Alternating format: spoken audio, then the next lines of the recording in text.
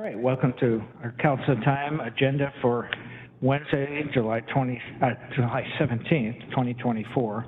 We'll begin with council roll call. Councilor Young? Here. Councilor Belcott?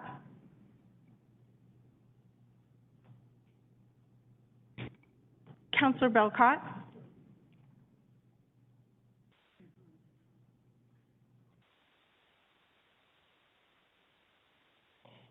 I know that you're on. We just did a mic check. We're just doing roll call. We'll come back to you. So I don't see her, but you see her? Okay. We'll come back to her. Mm-hmm. Chair Medvedji? Present. Councilor Bowerman? Present. Councilor Marshall? Here. And circling back around, Councilor Belcott? I'm here. I'm having some audio or some video issues that I'm trying to get resolved, but I'm here. I can hear. Wonderful. Okay, thank you. All right, we'll go right to any amendments. Yes, thank you, Chair Medvedji. I do have an amendment. I'd like to add 9.5 to executive sessions for pending litigation for 5 minutes, and it's under RCW 4230-110, parentheses 1, parentheses little I. No after action. Thank you. So that'll be the 5th executive session today. Okay, we'll go ahead and make that amendment. Anything else from the manager? Okay, moving on to public comments on agenda items only. A reminder to please not be insulting, inflammatory, derogatory, gratuitously. It's on agenda items only. And I would just note that there's nothing on our minutes on the 4th of July, and there hasn't been for the last 3 times. Are there any in the room? Kimberly Goheen-Elbin?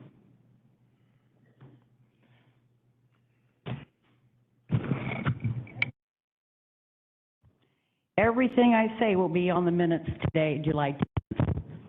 So do not interrupt me today. Kimberly Goheen-Elbin, life citizen of Clark County, Washington, USA, serving God, family, and country. I see our respectful police officers here. I'd like to remind them it's our hard-earned tax dollars that go through you to pay them. We want them to eat, take care of their families, but not through a tyrannical government.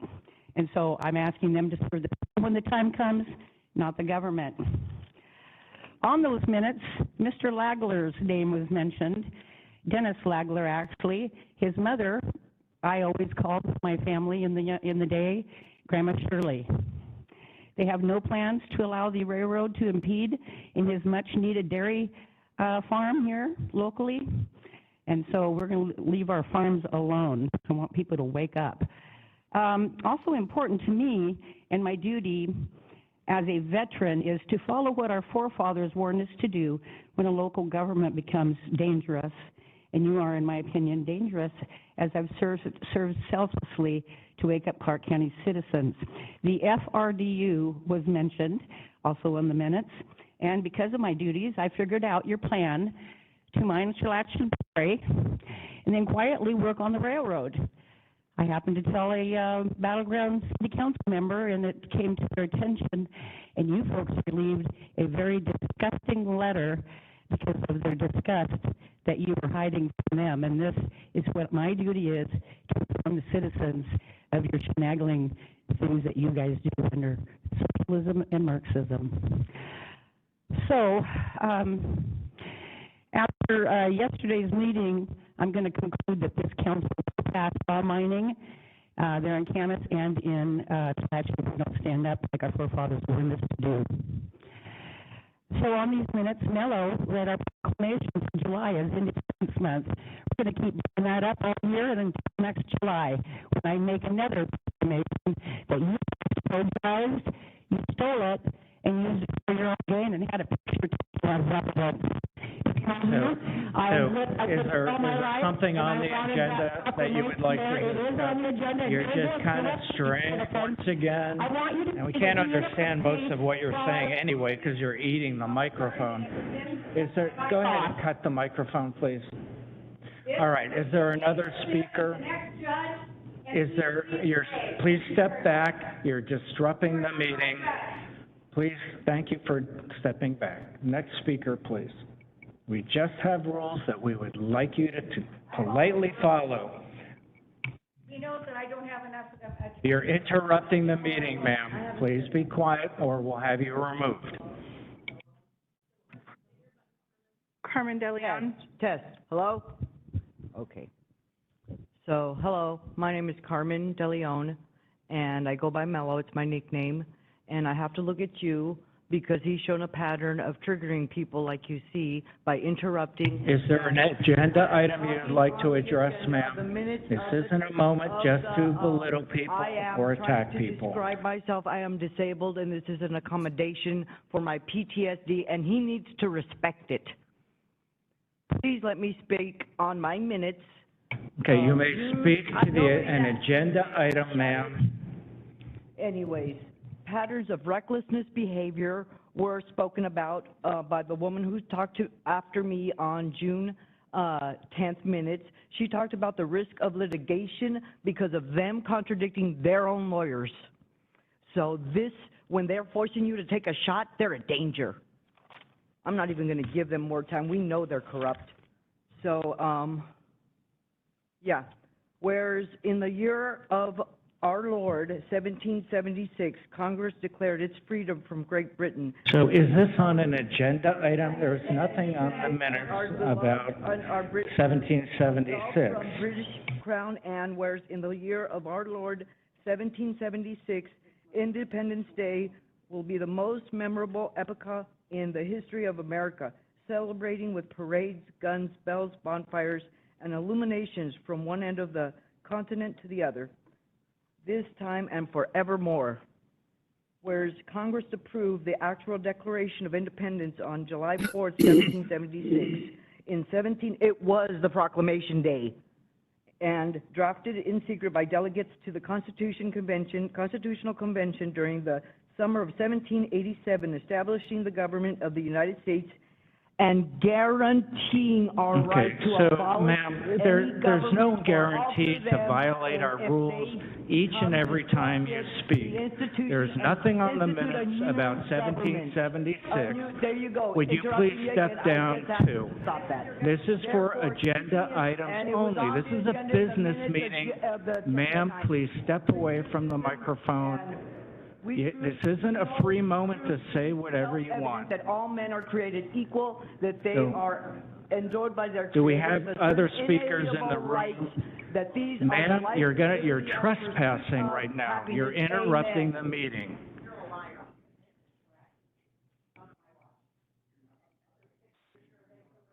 Is there anyone else in the room who would like to speak to an agenda item?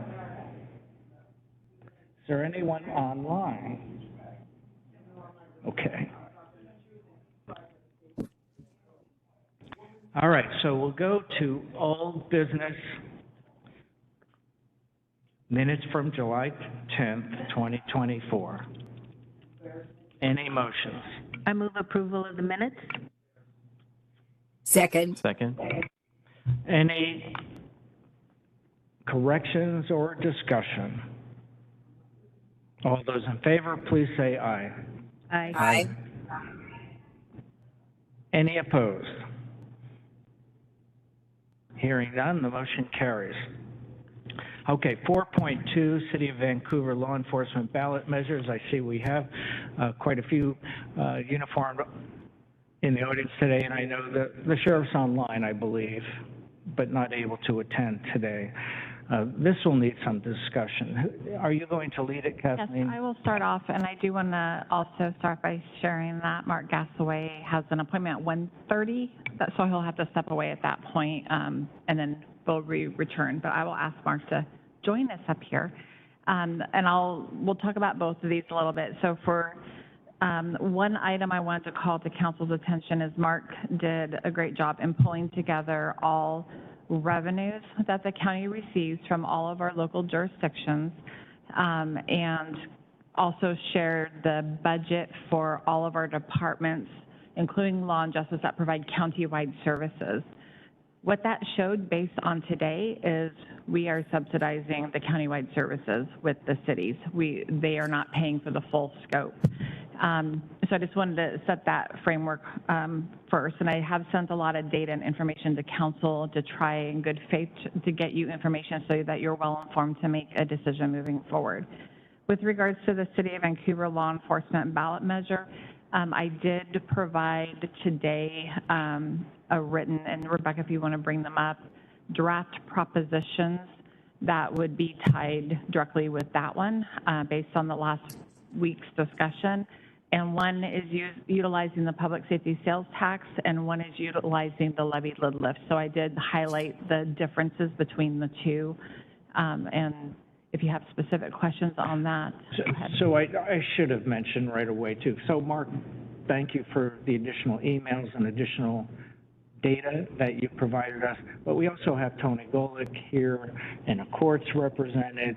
Do we have someone from our indigent defense? Yes, our new manager or director is in Thank the room. you. So just so council, and I did send you guys an email, I emailed all the separate electeds this morning as well as the courts, just to let them know what had transpired and the discussions that are being happened, because they may be directly impacted by this as well. It wasn't necessarily to call everybody in the room and riot one way or another. It was simply to inform them and be transparent with them. So that's why. Well, I should have mentioned that immediately, and we've been talking about it as this topic popped up, because what Vancouver does will directly have an impact on law and justice as a whole. It's not just Vancouver-centric. It's the courts. It's indigent defense. It's the prosecution office. It's the jail. All of this needs to be discussed at one time. So without further ado, we'll go ahead and, are you just waiting for questions then, or? I think so. On the city one, we did, provide the overview last week of exactly what you just said is, if they move forward, which they are moving forward with this, and if it's passed, if we don't have additional resources to respond, will be a bottleneck for the law and justice system. And unfortunately, I think that will not show the community the results that the city is hoping to have with their proposition. So can I ask Mark to highlight one? There was quite a bit of good data that you gave us, but one of the telling was going back in time when Vancouver, I think, added 18 officers, and you had some data as to what the impacts were on the justice system. Are you able to summarize that? Sure. Or? So what I did is I went back to 2017 and looked at the caseloads that were impacted by those additional officers. And you can see over that short period of time that there was an increase in caseloads. And it really, overall, the average increase in Superior Court was about 10%. However, the specific types of cases is where it was pretty dramatic, because if you look at the criminal cases, there's a 27% increase. And if you look at the mental health cases, there was an 84% increase. So some of the more, I would say, difficult to litigate cases were increased dramatically. There was also some increases to some of the district court cases that aren't reimbursed through 62 or through the interlocal agreement. So overall, there was an impact of having additional police force. And getting back to the first comment that you made, there was some discussion as well, are cities paying for those services already? And we don't want to, duplicate taxing or revenue streams. And so the first analysis that you were referring to was showing that indeed they are contributing to the regional services. However, it's not to the full amount of what it costs for us to provide those regional services. So if we have an additional impact caused by additional staffing, again, we don't have the revenue or the resources to pay for the expenses we will incur or will need to incur. And I think to add to that, we don't have revenue now that fully covers the cost now. So we're already behind in countywide services, including the law and justice system now. Correct. That's absolutely correct, so. Chair, I have a. Please, go ahead. What would Councilor the total amount be of the deficit of the cities not fully, I guess, paying for the law and justice components that we provide? Where we at currently now? Yes. The estimate is about, 4.6 million. I was going to say $4.5 million. We actually have the slide here to bring it up, so. Great, I think thank it's $4.5 million. Just as process, so you did say, and I saw the email that you had sent out to all the elected, how are we going to incorporate those comments that, for instance, the PA may have directly on whether we should move forward with a levy lift or public safety sales tax increase? How do we incorporate the courts and indigent defense? How do we get all that input? Yes, so I think the majority of the council could make a decision today to provide that input. And and of course, if people are here, they can provide input. And I would just caution, we're on a very tight timeline, very tight. We have to have this done like within the next week or two. It's been full time for me and probably for Mark and others on the team just since last Wednesday trying to get everything together. So I would recommend, if you want to hear this feedback, I would hear on both that are before you, and I would do that today because we need the direction today on the city one. So let me just add a couple more comments because I don't think we can wait. Number one, we need to have a cost sharing basis from Superior Court to booking fees, you name it, that's rationalized and improved. But this will be a dramatic impact on all of those resources. And we really can't wait years down the road to see how bad it gets before we then put something on the ballot to get caught up.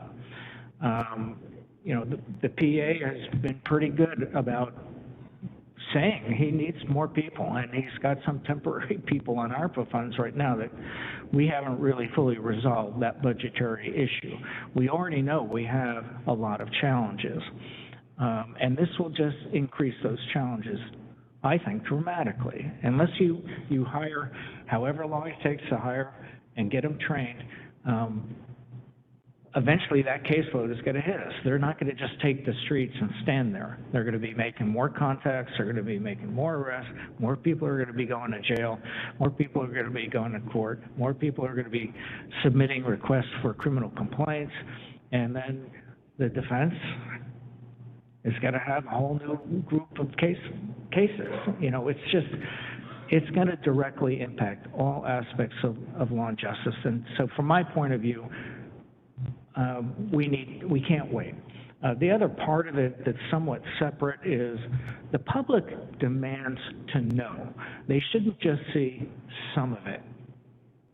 You know, they shouldn't just see, well, here's what Vancouver needs for police on the streets, which I fully endorse, and no objection to that. But the public, in voting on whatever measures the city asks for to further their revenue streams to support that, the public should know, well, what is the impact on the prosecuting attorney's office or indigent defense or our courts, both superior and district, as well as the impacts on the sheriff's office for mutual support and other added. We could expect demands on your full-time staffing whenever you have a shift. So I think the public should see it all as one ballot. If they're going to vote on an increase for law enforcement in one city, they should see what the impact is for the entire county and what the additional resourcing is. So I'm all in favor of moving with alacrity to let the public decide how much they want to invest in law and justice and law enforcement in general. So other comments or questions by any counselor? Michelle, Karen, anything? My comments deal with whether we would want to go to a Well, which type of increase would we want to go to in terms of proposing to the voters? I don't know if you're ready to hear that yet. Perhaps Kathleen, if you could break it down, is there only one question for us right now as far as direction, or are there multiple thumbs up you would need? Yeah, I think for the City of Vancouver portion, it would be two. One is, do you want to put something on the ballot to make sure we have a majority that supports that? And then if so, do you want to do public safety sales tax or a levy lid lift? And I'm going to look at Mark on this, because if the sheriff's office request that just came in last week is also supported, we may need to look at different levy lid lifts amount, because that's going to make us further in the hole, and we will not be recouping any costs. It would actually cost us a lot more money. So if you're going to do both, we're going to have further conversation on what does the county put forward publicly for the law and justice system, because it's going to be significantly more than what is in front of you and what Mark had costed out already. So I don't know if you want to have that discussion collectively to see if you want to do both at the same time. But if you're going to look at just as the one, it would be on the ballot, and then what type of funding revenue would you like the community to consider? All right, so let's break it down a little bit. First of all, what does the council think about having it on the ballot, the issue on the ballot? We'll get to different mechanisms for resourcing and what we put on the ballot next. So I have a thumbs up for yes, we need to have it on the ballot. And by it, are we talking about our response to the City of Vancouver having something on the ballot if we're just talking about that, I am supportive of having that on the ballot. And I saw Karen put her thumb up. I did as well. Give a positive. Are we going to have additional discussion, levy lift versus safety sales tax? Yes, that's. Okay. Okay, so it sounds like we have direction that we want to react to this. We want to have something on the ballot. Now, public safety sales tax increase. That's one of the mechanisms I think the city is putting down into a future. They're doing a levy lid lift over incremental over the next 5 or 6 years. Yeah, so they were asking for a 10th, or going to ask for. No. I believe the initial ballot measure is a lid lift. So, but they've already outlined that they're going to go after public safety sales tax in several years down the road. Okay. They didn't specify the time. And you had mentioned, and I was still a little unsure of what the ramifications for, because we had talked about lifting ours by a 10th or even 2/10, and if they had theirs on the ballot first, it would have a different outcome. That's true. Can you just highlight that for the council again? If the county were to go out and the voters approved both tenths, then there would be no more public safety sales tax available to the cities or anyone else in the county. You can only have a maximum of 3/10. If we were to go out at the same time, then the revenue sharing formula is different. If the county is on the ballot and it's approved, it's a 60-40 split. If the cities are on the ballot at the same time, the city retains 85% of what's collected within the city limits. The county receives 15%, and then of the rest of the county, that would be split 60-40 like the normal formula. Let's focus on that for council discussion. And I will just tee up, because we do have the bulk of the court, the prosecuting attorney, the defense, the jail funding streams. What do you think of putting before the people for a vote 2/10, the remaining 2/10 of the public safety sales tax? Discussion. A couple questions. How much do you estimate we would need to cover the impact to our systems? And how much would that 2/10 raise? Okay. So, again, the analysis has been very quick, and so I don't have a lot of firm data on what our needs would be. That would take a lot more time. But I am estimating just on the law and justice regional services, it's going to have an impact somewhere between 10 and 20%. So that's between 9 and $18 million. That's where the impact's going to be. 10% would be 9 million, 20% would be 18 million. The public safety sales tax, the 60%, if we were to have the normal split, would yield about 7.8 million per tenth. So the maximum amount for 2/10 is going to be around 15.6 million. Does that answer your question as best we can right now? It does, but then I also wonder that if we do take that 2/10, that eliminates the ability of the cities. Correct. For the foreseeable future? It would all be used, correct. For the foreseeable future? Yeah, unless legislation allowed it to increase another tenth or something. That would be a concern of mine. So, and to clarify, just Council Marshall, from my understanding, are you asking about up to the 3/10? The cities will receive a portion of that Correct. amount now. There just is no other available funding to add on to that in the future. But they will be receiving revenue from additional 1/10 or 2/10. Yeah, but not as much as if they went individually and... Yeah, if they went individually, then our share would actually be a lot less as well. Yes. Thank you.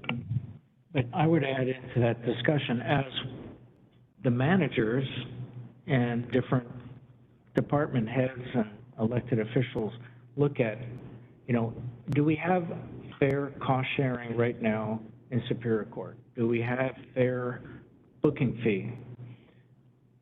Do we have fair cost sharing in community court for district court? Because that's in rapid expansion. All of that discussion as we look at what is the most equitable cost sharing for all the cities, not just Vancouver and the county. Then if we had taken that 2/10 and we knew how much we were getting in public safety sales tax, which is fairly stable, at least recently, it would go into the mix. Okay, well, this is how much we're getting, this is how much you're getting, here's what's fair and reasonable for cost sharing on inmate costs. So it doesn't put the cities at that big a disadvantage, I don't think, if that's what you're most concerned about. Well, I think we should negotiate cost sharing with all of the jurisdictions. Apart from this, that should occur. And I think the individual cities would have different opinions about how fair that was. I think they would like to be able to decide how to use potentially whatever sales tax might be available to them.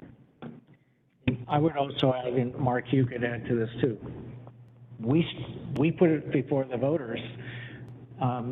Most of the cities weren't even supportive of us asking for it, even though they would be gratuitously getting a portion of it without having asked for it, if you will. I mean, that was my recollection. We actually had one city come out and say they didn't want us to put it on the ballot, which was unusual. But in any case, further comment, is there any stomach for moving forward with 2/10, the additional 2/10 on the public safety sales tax? Chair? Please. I don't think there's a clear-cut, dry answer here. There's a couple concerns that I have with public safety sales tax, and one is what we just mentioned. We are levying a tax on other jurisdictions whether they want it or not. The other thing, too, is if we are concerned about raising taxes on our constituents, if we go with a levy lid lift and we decide we want to, whatever the levy increase would need to be in order to generate 15 million, we will be increasing the taxes by 15 million. But if we go with 2/10 of the public safety sales tax will essentially be raising it by 25, because 15 will come into the county and 10 will go to the city. So I think that's something important to consider. So we have to take it all to, from our last conversation, I had said, let's put it to the voters, give them an array of taxing mechanisms to see what they support on the same ballot. So I was advocating for both the possibility of a levy lift as well as the possibility of a public safety sales tax increase. Just leave it up to the voters. So, but I'm just trying to organize how we move forward, if we can get agreement or not. Is there any support by 3 councilors right now for 2/10 on public safety sales tax? If not, then we'll move to talking about 1/10. And if not, then we'll talk about the levy lift. If not, then I'm not sure what we'll talk about if we don't have 3 votes on any mechanism. And Yes, go ahead, Kathy. I appreciate the process you're doing, so I don't want to lose that. But I just want to note, even with 2/10, just for the city, that would collect enough for the mid-range of the services. So there would not be funding if it came in higher, nor would there be funding for sheriff's office requests with public safety sales tax. Just another question. So this estimate of cost is based on what Vancouver is proposing, but already we've heard we're behind. And would this 2/10 get us where we need to be related to that, being behind and catching up? It would help us, yes, because we're about over 4 million shy right now for current services. So it may still be actually a little bit behind when you get the net in the end. But there is opportunities. I know Amber and I have talked about this. The cities don't pay for any felonies, and that's the majority of the folks that are housed in our jail. And we will be, and I've mentioned this to the city already, but we will be going out to the cities and trying to negotiate ILAs to get some funding from the jurisdictions to house and process those individuals. I don't want to disrupt your process, but I would be interested in how much the levy lid lift could raise. So where did Mark go? He has another being. It's about 10.5 million for he had given low one time. And I don't think we're setting anything in stone right here, right now. We're just trying to move forward with a direction. And then as we get input from the other electeds, especially the sheriff and the courts and the PA and indigent defense, I think we can fine tune, adjust, amend our approach ultimately, although we are on an incredibly tight timeline to make the ballot. It's really today is, what are you interested in to move forward with? So I'm just going to ask one more time on the 2/10 of public safety sales tax. Is there anyone besides myself who's interested in looking at that further? I'm interested in that, Chair. Okay, so that's anyone else? We need that crucial 3rd vote. Okay, well, I'm not hearing it. Let's step back down to a 1/10.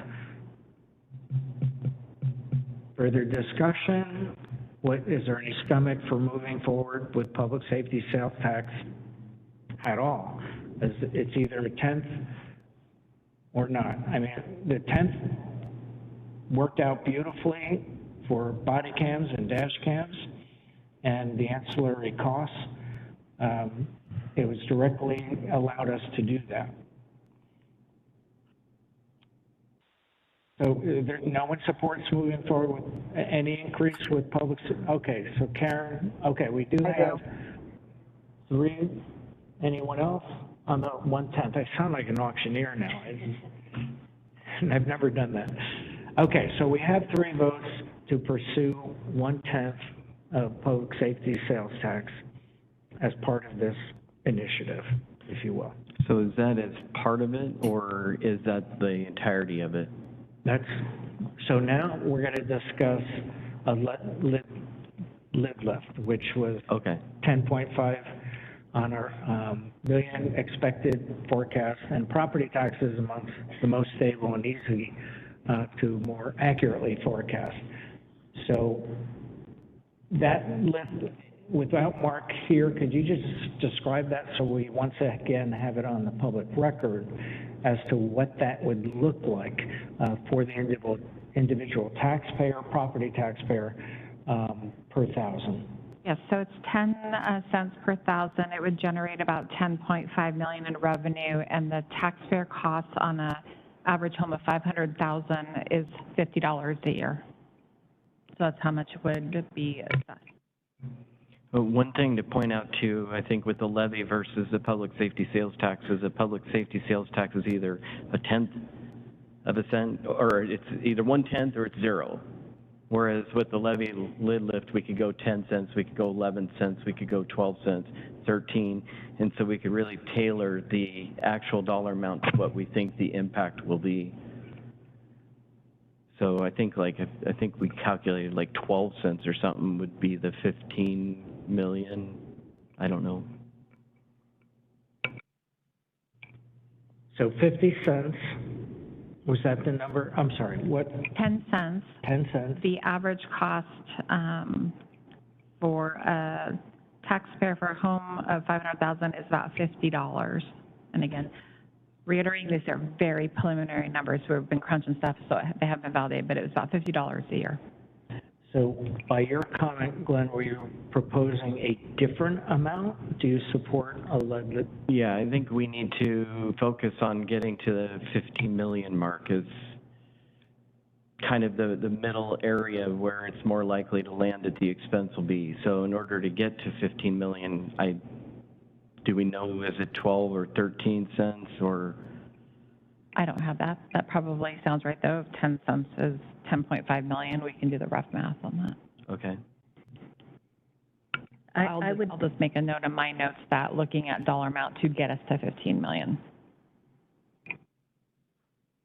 I would prefer the levy lid lift because of its stability. We could tailor it to the amount of funds we feel is needed to more progressive tax.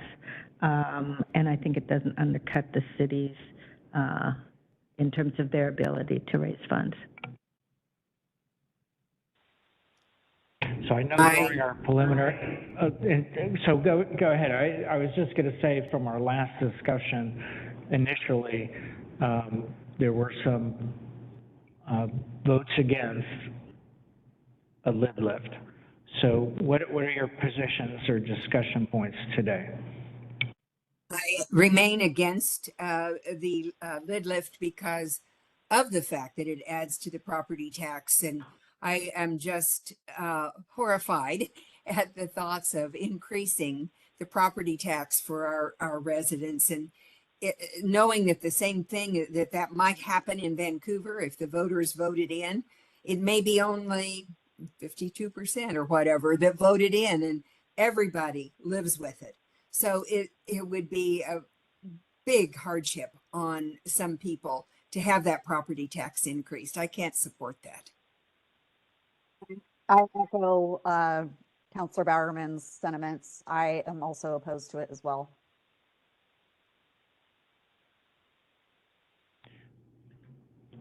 Just one thing too, and I don't know the answer to this, but to be honest, I think it's important to have the conversation of what's more likely to pass. Yeah, so I don't know either, and that's certainly what the city of Vancouver is afraid of. If we even put it on the ballot, then theirs won't pass. And that was my point about transparency, of putting all costs in front of the electorate at one time, so they have a fuller picture.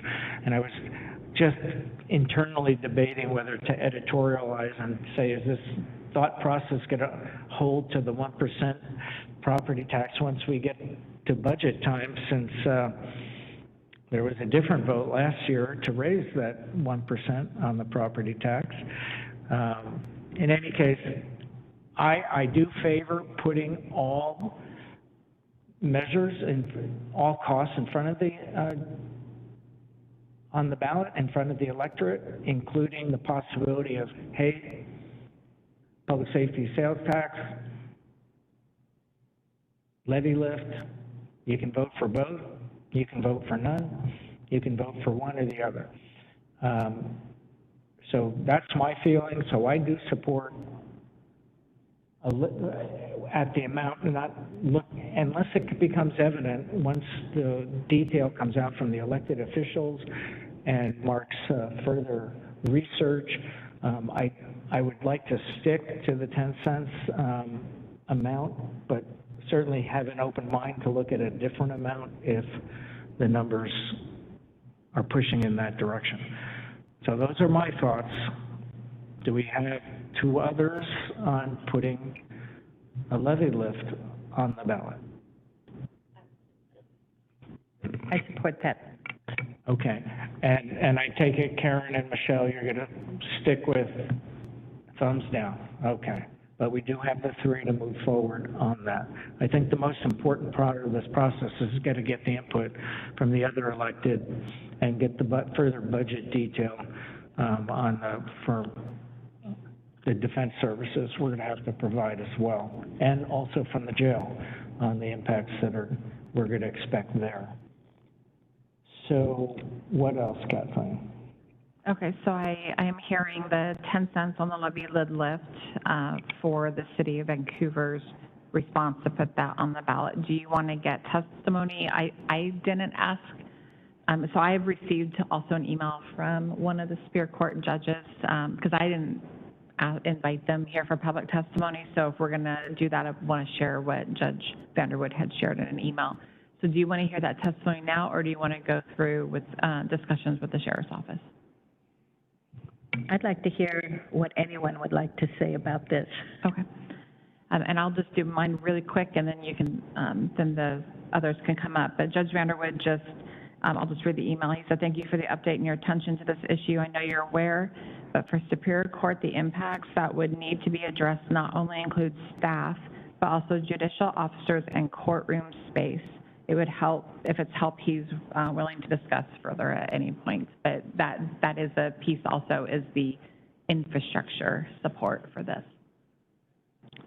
Any additional comment from the Yes, judge? Chair, I have an additional comment, and it would Yes, be go ahead, on, Karen. it would be on the last paragraph of the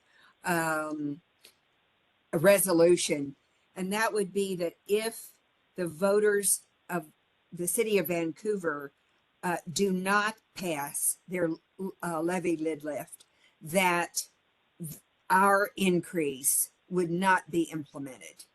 And there are multiple ways to say that. I think Kathleen had some good language at one point, maybe something like only if approved by the voters of the city of Vancouver would an additional blah, blah, blah. And something along those lines, so that we are not implementing a property tax increase here unless it is to support the city. I support that as well. I think that's a really good point that I hadn't really thought of, so thanks for that. Is that, I mean, that's just a drafting challenge, I would think. I see Leslie's reaching for the microphone. Yes, thank you. And thank you, Councilor Bowerman, for that. Just to let you know that this question was brought to our office, and we have done research on it. And I'll just be frank, I have not seen an example of that. I also haven't seen case law directly on point one way or the other that can be done. So I don't really have an answer to the legal question, but that could potentially come up later on if it's on the ballot, perhaps.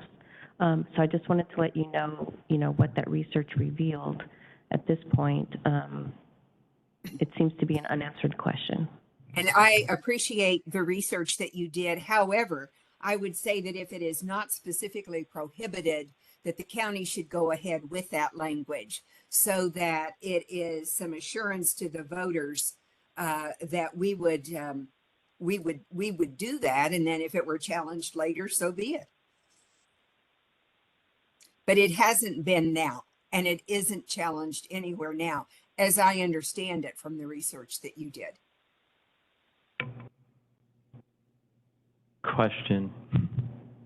No, I agree with that in principle. I like that, and I support this idea, but my question is, what happens if Vancouver's doesn't and ours does, and now the funds are coming in? Is there a mechanism to cancel it? So I think that's exactly Councilor Bowerman's point. I mean, our whole discussion point is the whole law and justice system is going to be impacted if it passes and Vancouver adds that much new law enforcement on the streets. If it doesn't pass, then the whole reason for this discussion goes away. So it sounds like simply a drafting issue, challenge, and if it isn't prohibited, and I don't know why it would be prohibited legislatively to have the ballot measure written in such a way. You know, it's a condition. So I support at least pursuing if we can do it. I mean, otherwise that's another discussion point before we finally put it on the ballot. If we can't find a way to draft it and have it conditions-based, essentially. Sue? Just a point of clarification, as I understand what we've been talking about, on the ballot, this will be, I think, very confusing to voters. There'll be Vancouver's measure, there'll be our sales tax, and there'll be the levy lid lift. Because we have had 3 support for each of those, so that voters will have a choice between those, and then either one of them wouldn't go into effect if Vancouver's fails. Have I got it? I think council will need to make the decision I don't know if we can do both, but I would think council would make the decision today about if you want to do the public safety sales tax or the levy lid lift. I don't think we can put 2 different funding mechanisms in the same ballot measure. Yeah, I think it needs to be one or the other. I think it'd be a terrible idea to put both on there, because then you'll have people that support one but not the other. Even though they support public safety in general, they'll vote for this one, and then you'll have the other people, and they'll both fail. Right now, we have 3 councilors that support one or the other. And the other.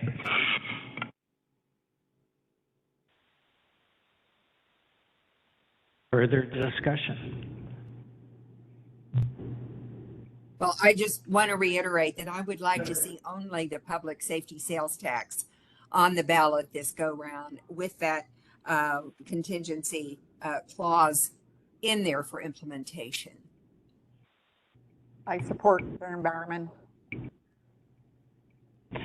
So I would add the third thumbs up on at least pursuing to see if there is a way to do it and with a sufficient clarity that people will understand and be able to make choices on the ballot. Again, our voters are pretty smart, as long as the analysis and pros and cons are properly laid out for them.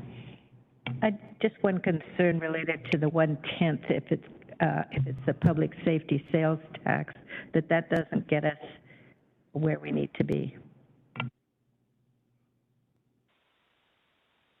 So the other outcome of this is, depending on what voters do, you know, maybe it would be a future year that you revisit this, and then we see where we're at with law enforcement, both in Vancouver and all the other cities. I mean, we have to talk about all the cities, although right now the discussion point is Vancouver. You may have this task again another year down the road to see what you're going to put on the ballot. I wonder if there's any input from anyone in the audience. We've got some smart people out there. And just, Okay, Judge, you're up first. I don't know.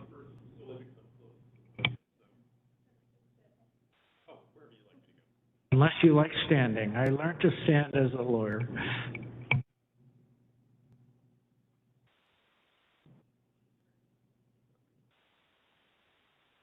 Ready to go?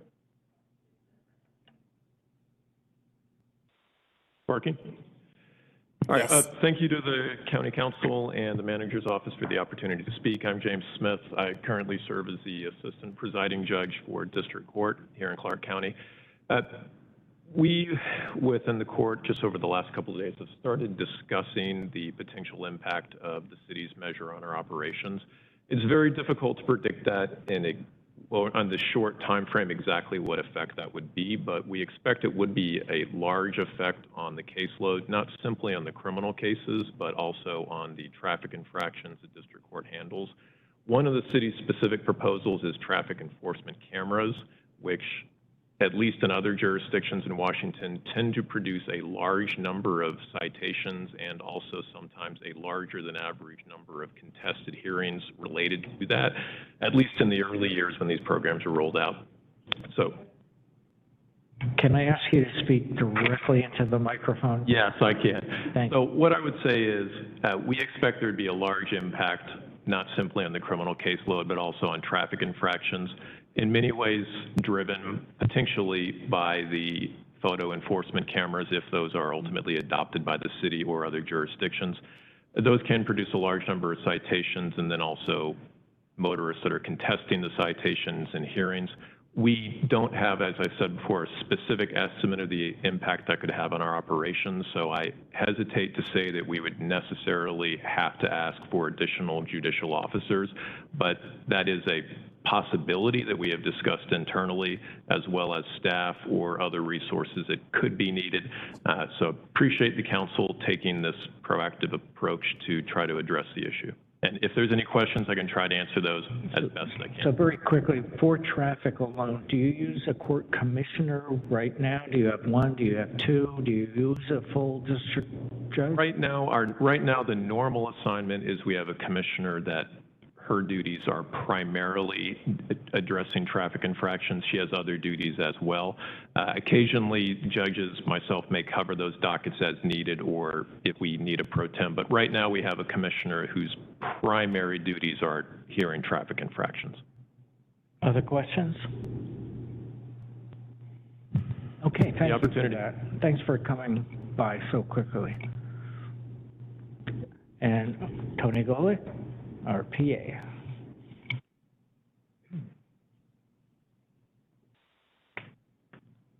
Thank you, Council. Thanks for being proactive about this and talking about it now. I think that's great rather than kind of waiting and seeing what the city does. I expect the city will pass this based on just what happened with the county seeking the public safety sales tax recently. It passed, I think it was about 60-40. So I think there is significant appetite in the community for additional public safety resources. So, my guess is that the city will pass this. I do support it. I think that the Vancouver Police Department is making reasonable arguments that their staffing levels are not appropriate for a city the size of Vancouver. And the sheriff's office has been making that argument kind of countywide for a long time. So I think these are reasonable positions, and I do expect that the residents of the city will pass this because they're interested in public safety. The number of additional Vancouver police officers will be very, very significant. We're talking about, I think, somewhere 80 to 100 additional Vancouver police officers. I don't know exactly their numbers they have in the department. I think it's around 220. That's, I know I'm a little off on that, but that's about what they have. So we're talking about a very significant increase in the Vancouver police force. Every single felony case that they work will come to the county prosecutor's office. So a small percentage of those, let's say it's additional 100 officers, a small percentage of those cases will be misdemeanor cases. It'll just be handled by the Vancouver City Attorney's Office. But that's just their misdemeanors. So every single felony case that those officers work, and that's going to be a lot of cases, those are all going to come to the county prosecutor's office, every single one of them, whether it's a felony theft or a rape or burglary, whatever it is, they're going to be much more proactive with those additional officers, and I agree they should be, but that will generate more cases. There's just no getting around it. And like I say, every single one of those felony cases will be county prosecutor's office cases, and the county will be on the hook for indigent defense costs, and it will drive up the number of cases in Superior Court. So that is a given. If we don't do anything, and, you know, the city passes this and we have a big increase in the number of Vancouver police officers with the idea that, well, we'll maybe try to react later, it's really hard to say, well, what are the voters going to want to do a year or two from now? We don't know, but I think we're all aware that people are interested in public safety now, and there is, I think, an appropriate appetite now. I don't think it's a good idea to wait. If you wait and the city passes it, and all these cases start to come to us, we are going to have a huge bottleneck. We're going to have a lot of upset Vancouver police officers because we're not able to process the cases that they're sending us. That's a terrible thing to have happen. The prosecutor's office needs to be able to react to what they are doing, and the courts need to react. Indigent defense needs to react. The jail needs to be able to react. And sort of the last thing I want to comment on is I agree with Councillor Young's point that if you put those two rather than one or the other on the ballot, I think is absolutely right. You could have overwhelming support for an increase, but some people vote for the increase this way, some people vote for the increase this way, and then neither one of them actually passes. So I would suggest pick one, the levy lift or the public safety sales tax increase. I understand, Councilor Medvedev, you're saying, well, let's just put it all to the voters, but I think there's a real danger there that, you know, if you add them together, they would have passed, but individually, neither one does. So I just ask you to pick one. Yeah, and just to clarify, I would have gone for the 2/10 on the public safety sales tax, which I think will cover most of the increased impact. I agree with you. I didn't have support on the council for doing that. I'm not sure if you didn't have support because you were just talking about that and then went to the levy lift. Maybe if you go back to that, but I'll leave that to you guys. If you have any other questions, I'd be happy to. Questions for the prosecuting attorney? Thank you again for on such short notice to come before us. Thank you, Council. And again, thank you for being proactive on this. And I know the sheriff is not able to attend, but I think he's online. Was he going to speak online, or was someone in the room going to speak for him? And for basis of this discussion regarding the city of Vancouver's, because there'll be a dedicated discussion regarding the sheriff's office request, correct? So are you asking if the sheriff's office has any input regarding the city of Vancouver's request that we're discussing right now on funding? Well, Get your mic, Jim.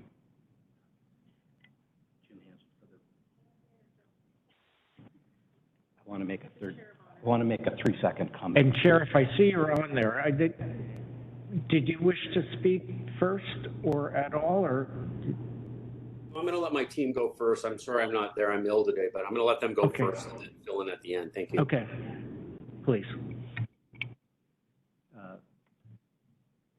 The sheriff does not have a position to take on the matter of the Vancouver City request. We're here actually to testify on the next agenda item. So I was more interested in any anticipated impacts you would have on your workforce, on mutual support, on issues like that. Do you have any comment in that area? We talked about the shared function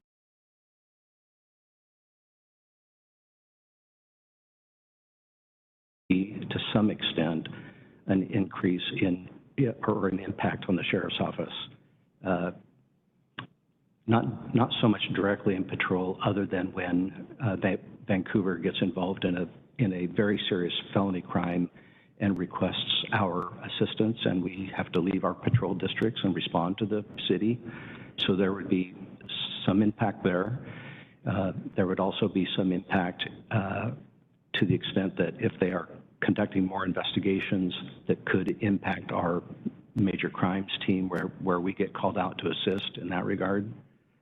So I think that there is a lesser impact on the actual patrol function and perhaps a greater impact on specialty units.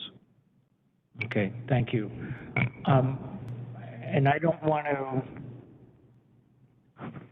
divert the discussion, but we just recently had data sent us from the sheriff. And basically the asking where you should be based on population alone. Looking back, what I saw was a delta of about 20 deputies right now per population. And so I don't know if that's a discussion we want to enter into now, because, you know, we're going to need more revenue if we're going to support another 20 deputies in the sheriff's department. You know, that's another possible draw of public safety sales tax, or ultimately off out of the general fund. Is that something we want to discuss today, or do you want to emphasize, or leave that off for another day? I do think we need to discuss it today. I'm not, you know, council can decide if you want to transition into that request, which is the next agenda item, or solidify the city of Vancouver. Or if you think you're already solidified enough for now, you can move on. I know for me, I'll need, I was just going to clarify, for me, based on the prior discussion, I do want to see if we have council direction on if we can put two revenue streams in the same ballot. Is that something council wants to do? Because we have 3 that voted one way, 3 that voted another, so that way. And I don't know if we can do that on a ballot, so we can certainly look into it, but I just want council's direction on that piece. Confusion by the voters is not good, and it would be really hard to avoid that. Some don't consult the voters pamphlet, and it would be really confusing on the ballot, in my opinion. So not to make the conversation even more complicated, but there was a lot more data that the sheriff sent us. I just pulled that one data point based on, you know, where your force was at a population level 10 years ago as to where it should be today. I'm sorry, I was talking about the public safety sales tax or the tax lid lift. Right, I know what you're talking about, Karen. I'm adding to the discussion. So for instance, when you had proposed the caveat not to have it pass if Vancouver's didn't pass, if we are to support the 20 additional deputies, that would be a justification or a need of 2/10 or more off the public safety sales tax. So, I mean, the sheriff has a need, they've had a need, and it's been quite a long time since they've had a plus-up of staffing themselves, and that's exactly what Vancouver Police Department is asking for right now. And so I think it's relevant to talk about the sheriff's department's needs too. If we are to agree that, hey, we should have 20 more deputies today based on the population of Clark County, then I would advocate that we remove the caveat from whether it's the lid lift or the public safety sales tax, because we would have another need for that additional revenue stream. So just throwing that out there, because I think we need to discuss all of it, because it's all related. Now, if we want to focus on the topic of lid lift, public safety sales tax, both or only one, we can do that right now too, because we are short of time and we need to make some decisions. if I may, Chair, we Go ahead. we would like very much to testify to the need for the Sheriff's Office increase in staffing. We are making a request irrespective of what the City of Vancouver is doing, and it is a separate item on the agenda. And so we are next up to make those arguments and to provide that testimony. And so the sheriff's request, again, is irrespective of what the city does.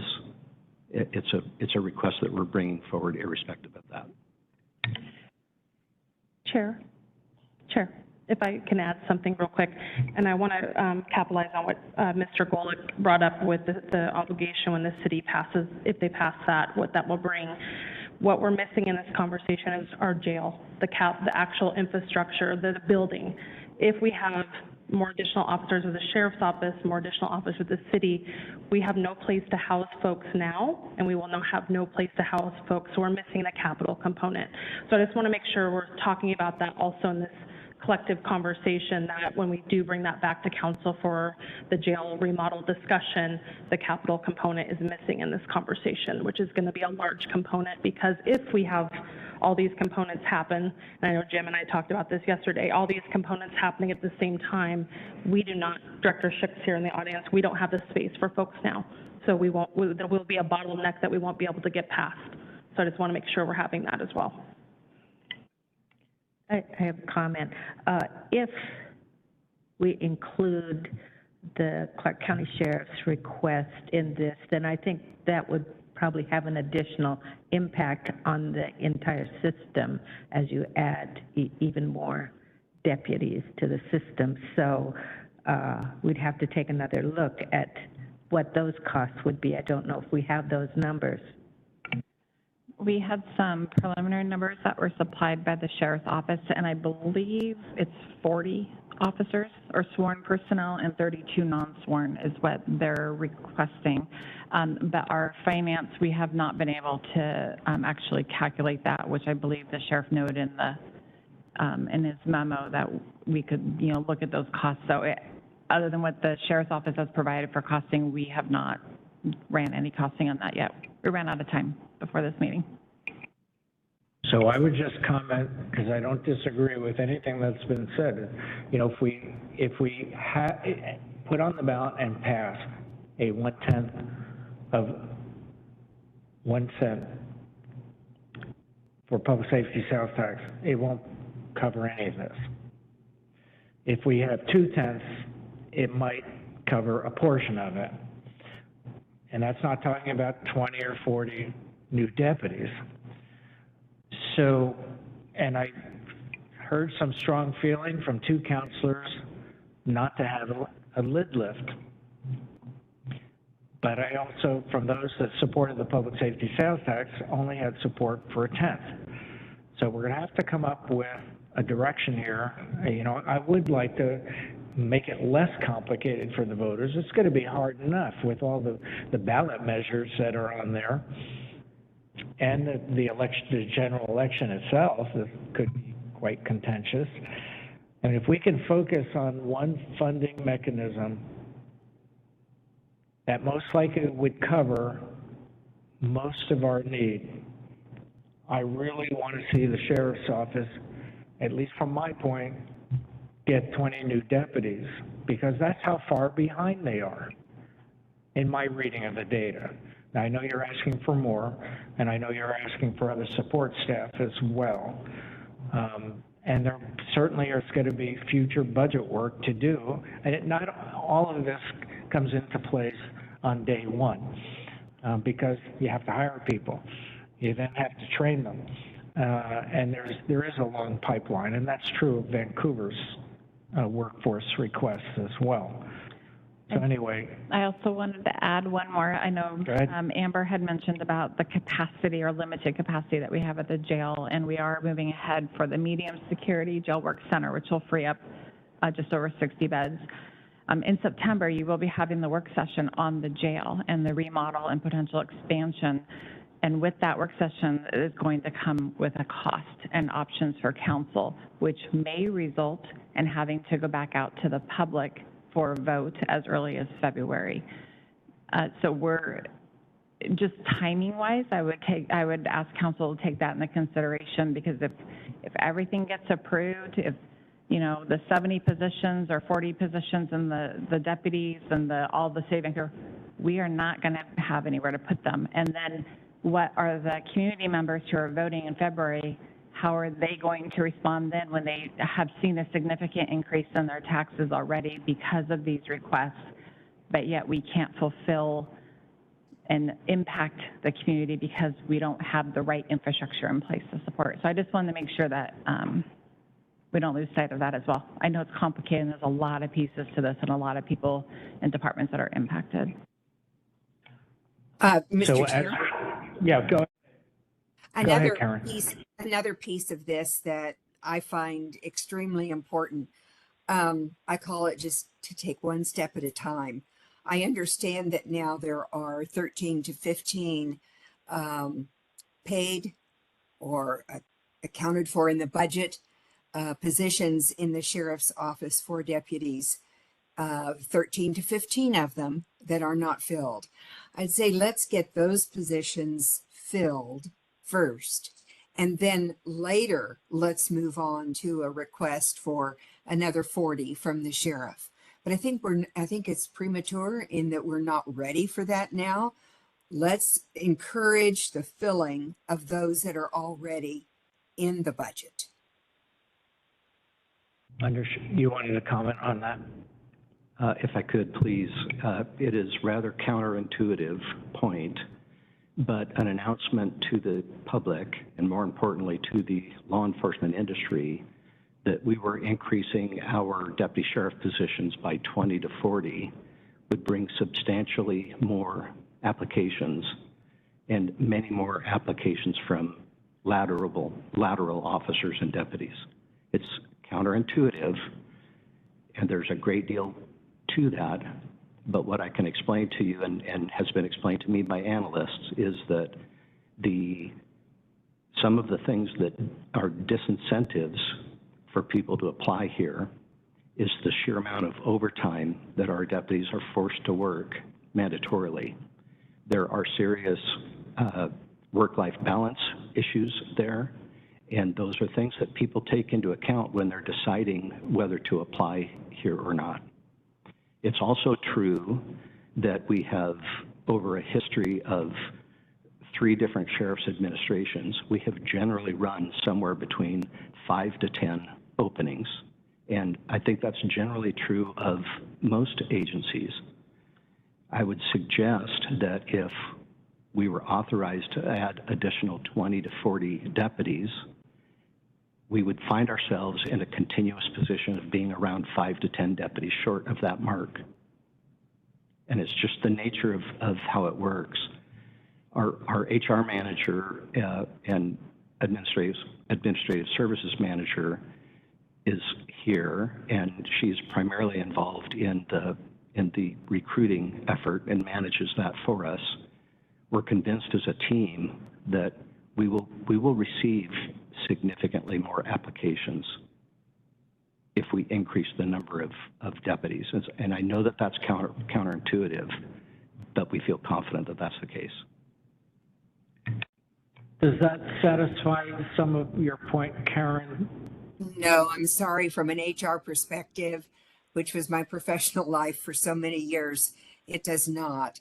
I think that instead, the 13 to 15 positions that are available now, if that's the message that the sheriff's office feels is important to get out, that's what could be emphasized now, that's the number of positions that are approved now. And then go about the process of filling them. So I kind of jumped ahead with the sheriff presentation here, and I don't want to shortchange what you wanted to say. I mean, we saw the data, we saw the slides, but I thought it was just relevant to the initial discussion on the item that we were actually on, which is 4.2. But did you wish to present more? Very much. Your individual. Very much so, and certainly for the record, What I'm a little uncertain of is if it's the council's pleasure that we do this in relation to the current agenda item that you're on, or if we, do that with the next agenda item, and we're prepared, whatever your I understand that it's my dilemma, because if we go ahead and just focus on 4.2 as it's written, I'm not sure where we're going to end up, and then we can jump to 4.3, and then we're right back to the same discussion we just had on 4.2. But Sue, what you were going to make a comment? I would prefer to separate the issues and try and wrap up our response to Vancouver's initiative. Okay, so let's do, what I clearly heard was, as a council, we want to react to this in a positive way. So far, we've got 2 possible ballot measures. One is a public safety sales tax at a tenth, and then a levy lift at the stated amount, 10 cents. And hopefully, down the road, very shortly, we'll focus on one as we sharpen our pencils and get the full impact of all possible impacts on law and justice. So that's kind of where it sits right now. Is there any further discussion on 4.2 that we need to have before we give the sheriff a full presentation? Well, I would just agree that we need to pick one or the other. I don't know if we're prepared to do that today. I don't know what changes tomorrow or next week. I think we need to pick one or the other. Just one comment too. I think if, again, I'm undecided on either one. I see some advantages that are better for the levy, but what I think we can't do is move forward with the public safety sales tax with 1/10. Not going to cover it. That to me is not an option. It's either 2/10 or it's a levy. So we could revote and see if we've still got 3 votes for one or the other. I think we need to move forward. We need more data. We need more dollars. We need more specificity. And hopefully we won't be putting both on the ballot. And What additional I agree data? with what you said. And one other point I want to highlight that you, and I think you had made it last time, Glenn, property tax is different as far as equity. Sales tax hits everyone, especially those who are poor, the most. And so there is a valid point in putting most of the burden on the property owners for public safety within the county. I just want to throw that out there, but I did not have 3 votes for more than 1/10 on the public safety sales tax. So Chair Meviji, when you said that you need more data, what data are you looking for? More direct impacts, dollar-wise per PA, defense, jail, courts, as best we can estimate. Mark gave us some data from the last plus-up, and he said 2017. It was 2017, 2018 time period. I think they added 18 officers, and he had a metric. Yeah, he had the How much percentage of additional impact cost? by courts and stuff, which is what he used as the baseline based on so many officers. He applied that same percentage. So that's kind of what I was looking for, just so to Glenn's point, will a 10th cover it? No. Well, it sure doesn't look No, like it. it doesn't even cover half. Yeah. Does the the city. 2/10 Doesn't cover cover half all? of the city. Does the 2/10 cover all? Uh, Probably two- not.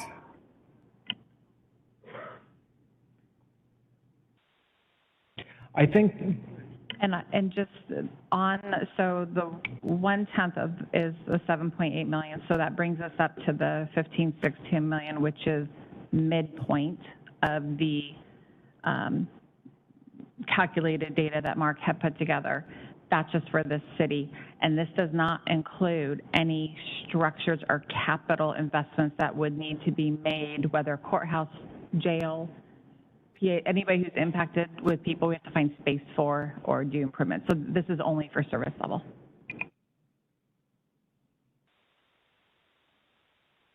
Did that make sense, So I think Councilor Bowerman? the answer to my question is 2/10 doesn't cover all of the likely expenses if this voter initiative is passed.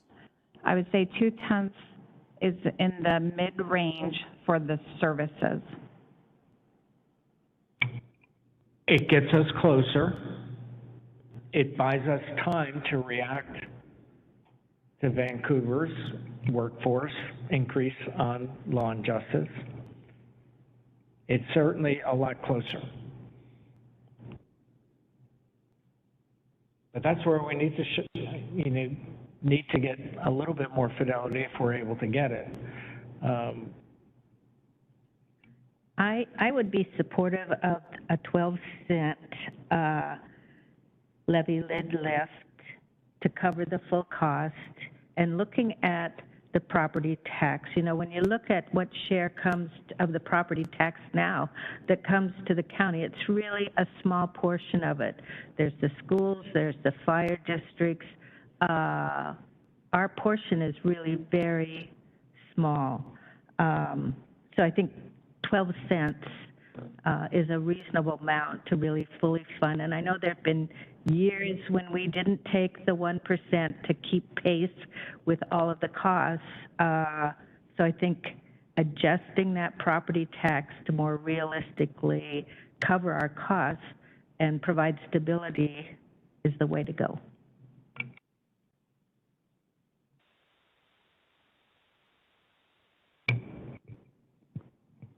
Any support for an additional amount on a levy lift? Yes. Okay. But I mean, I'm okay with, and first of all, we haven't gotten the firm numbers of what 12 cents exactly will be. I'm okay with leaving that open, but I still think a levy lid lift is the best option.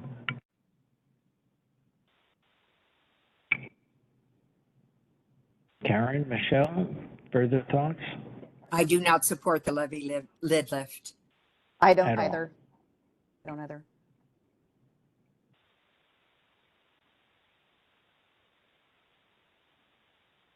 All right, so it doesn't sound like we're ever going to have a total agreement on increasing public safety sales tax, and that probably wouldn't cover everything anyway. And we're probably not going to get any agreement off the dais on the levy lift. No matter when it goes to a vote, it's for the public to decide. And I don't have that data or email in front of us from Mark on the different amounts from the levy lift. So if it was 12 cents, do we have, did he calculate other amounts? I didn't think he. No, he only did the 10 cents, which would generate 10.5 million. And he should be back any minute too, just saying. Yeah, had something he couldn't miss. But yes, it was 10 cents would generate 10.5 million. It looks like 12 cents would be about 13 million, doesn't it? All right, well, I'm gonna, from my point of view, I think it does make perfect sense that we will confuse the public, we will jeopardize, even though they fully have expressed they want more public safety, both the city and the county. Everybody says that. The pendulum's swinging, which I fully support. It swung too far the other way. But I think if we put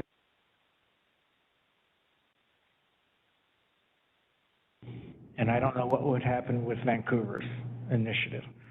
So what I would like to do is amend the thumbs up that we gave to the public safety, because I voted for it. I would like to give it now a thumbs down and focus only on the levy lift. And then hopefully Mark will join us in this room so we can see what amount is closest to what we've been able to identify as potential costs. And oh, by the way, down the road, I know the sheriff wants a new office, a new headquarters, and they should have one. You know, that's going to take a separate bond measure after we figure out where the money comes from to move them into this building, because we don't have the budget for that yet. And build a jail.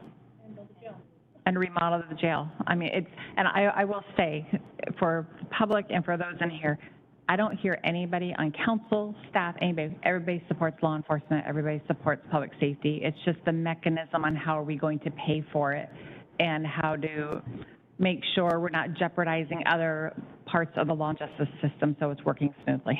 So we're somewhat loose on the Roberts rules on the thumbs up and thumbs down, but so I'm basically making a motion to amend to basically drop the public safety sales tax discussion at this point. And then tentatively, yes, on levy the lift, but waiting, I just texted Mark saying, where are you? Right, so do we need, This is what I would suggest, if you want to retake the vote as to,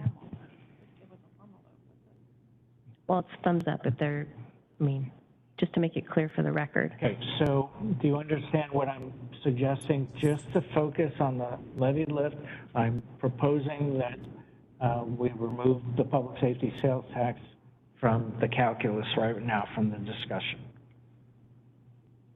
I support that. Yes. Okay, so we have 3 votes for that. Now, when's Mark Gasway going to join us here? He should be. Is he signing in? He wasn't, no, he'll He's be. walking. He should be coming back up. He was supposed to be back by now. So I don't know if you want to continue then with,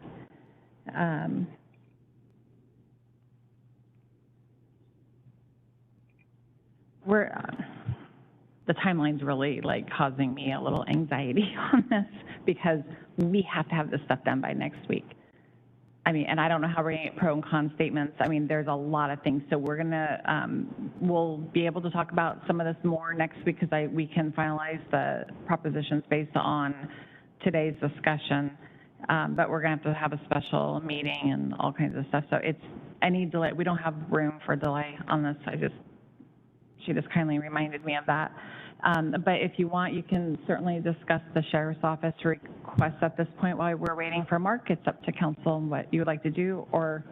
Okay, well, we're shortly going to run out of afternoon if we don't move forward. So why don't we go ahead and pause on 4.2 and move to 4.3 and get the full presentation by the sheriff's department.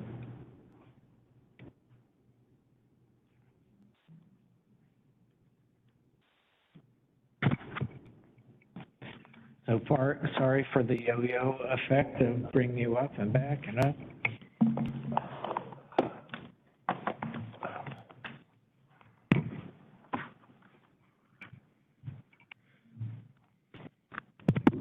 Good afternoon. Can you hear me okay, sir? Ma'am? Okay. My name is Michael McCabe. I'm a Chief Administrative Deputy for the Clark County Sheriff's Office. Also present are Chief Enforcement Deputy Brian Kessel, Chief Civil Deputy Duncan Haas. You've already met Under Sheriff Jim Hansen. Our sheriff is online. We have Administrative Services Manager Kristen Olson, and our Finance Manager Bain Wilson is with us. So we have a variety of people that can answer questions. I've been listening to the discussion. Certainly you have some complicated issues before you. Clearly, the sheriff would stipulate there's going to be a lot of downstream effects if Vancouver adds that many new officers to their jurisdiction. For the sheriff's office, we can outline what our effects will be, but I think the greater effect is certainly going to be the jail. It's going to be the courts. It's going to be the prosecutor's office, indigent defense. You've already spoken about that. What we're here to do is to speak about the 241,000 people that don't live in the city, that live in the unincorporated areas of the county, that rely on the Clark County Sheriff's Office for their policing services. And I think it's most important that we start by taking a brief look back in time. so that it'll help inform why we're here today. So in 2007, the Clark County Council announced that the sheriff's staffing was too low and committed at that time to hiring 16 new deputies during their biennium budget, which is a two-year, at the time was a two-year budget. And they used the word in perpetuity. And that really informs where they were at that point. That's a key phrase, because that means until we say to stop, keep going. In 2008, 6 deputies and 2 sergeants were added. I should go back and say in 2007, they kept that, and they immediately added 7 deputies and 1 sergeant. The following year, second year of the budget, 6 deputies, 2 sergeants. And then 2009 happened, and we had a housing crisis that was national, and the economy collapsed, and most that work around here remember that. And it was at that time that in perpetuity was halted immediately. And later that same year, the county prepared cuts, and the sheriff's office was cut. And at that time, we lost 22 deputy sheriff positions as a result of the economy collapsing. In 2012, we lost an additional deputy for a total of 23 positions. 7 years later, in 2014, the sheriff reapproached the council and identified the need, to regain those losses and asked for 24 deputies. The council responded and gave them 8. And that was the start, we thought, of the rebuild. But what remained was the original 16 were not replaced, and in perpetuity remained halted. So we have since then, now we fast forward to 2024, where we are today. And yes, we have made some positive gains. Last year alone, you gave us 7 deputies to address our need on the campus and in our extradition unit, and we thank you for that. We're not here to say you haven't helped. We're here to say that the 241,000 residents, which make up our population, need additional services that we are currently unable to provide. We are today, based on a number of studies, and the analysis I believe was shared with you by Sheriff Horch, the lowest staffed sheriff's office in Washington State. Our current number is 0.57 deputies per 1,000 residents. Today's business is to encourage the council to consider, as we consider all these issues, consider that perhaps this would be equally a good time to do what the City of Vancouver is doing and ask for either a public safety sales tax or a lift levy to fund properly the rebuilding of the sheriff's office for the citizens that aren't going to enjoy the benefit of 80 new city officers. Our population growth in the unincorporated area in the last 10 years is increased approximately 40,000 residents, and we have not kept pace. Our staffing, despite the efforts last year and the efforts prior to the housing crash, have not kept pace. It's not anybody's fault necessarily, it's just the reality of what happened when the market crashed. Without significant annexation, where our service areas are taken over by another jurisdiction, we are left with the need to increase our staff if we want to continue our policing services at the level that I think everybody in the room hopes that we would provide. What is our future projected growth? Well, I looked at the 20-year urban growth study, and if the numbers are accurate and I read them correctly, which there's a chance I may not have, it estimates that our growth will be in the unincorporated area by 2045 will be over 300,000. Adding additional sworn personnel and non-sworn personnel to service the unincorporated areas will help us meet not only our current demands, but our future demands. Knowing that it's important to do a comparative analysis, we did that. We looked at what the Washington Association of Sheriffs and Police Chiefs says that an average size sheriff's office should look like. Their ratio if you average out all the sheriff's offices in Washington State, should be 0.80 deputies per 1,000. We are well below average at 0.57. If you look at what the average civilian employee rate should be, it was 0.47. We are well below it, 0.26.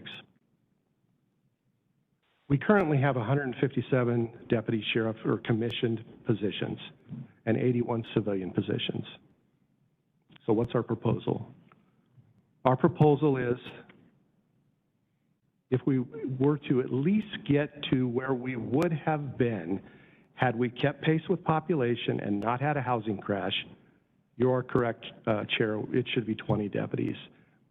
If we want to at least be at a state average of the 0.80, we would need 40 deputies. We are recommending that we at least be at a state average, but we understand there are challenges with that. But that is what we are recommending. We're also recommending that we at least be at a state average with our civilian staff, and that would require 32 positions. So 40 deputies, 32 civilians. Now, what's the scope of something like that? When you look at adding positions, you must consider not only compensation and the benefits, you have to consider their training, you have to consider the support that they're going to need, the equipment, the technology, the vehicles. And somebody mentioned it earlier, where are you going to put them all if you hire them all? Do you need a building? Do you need to expand where you're housing them? And there is the downstream effect of, if you put 40 new deputies on the road and 80 new city officers, it's very true. There will be a downstream effect to every other service and every other elected in the room. We agree. We understand that these are issues that you're wrestling with. We are simply reminding the county folks that we are responsible for the unincorporated area. So while we do recognize the benefits of city officers, 80 new city officers, it does not help our citizens. And that's why we're asking for new deputies and new support staff. And Chief Kessel is here to talk specifically about what new deputies would do for a community in the unincorporated area. And then Chief Haas can discuss what expanded civilian services we could provide if we had additional staff. Good afternoon. I'm Brian Kessel. I'm the Chief Enforcement Deputy for the Sheriff's Office. As Chief McCabe alluded to, I want to talk about the benefits of adding additional enforcement staffing.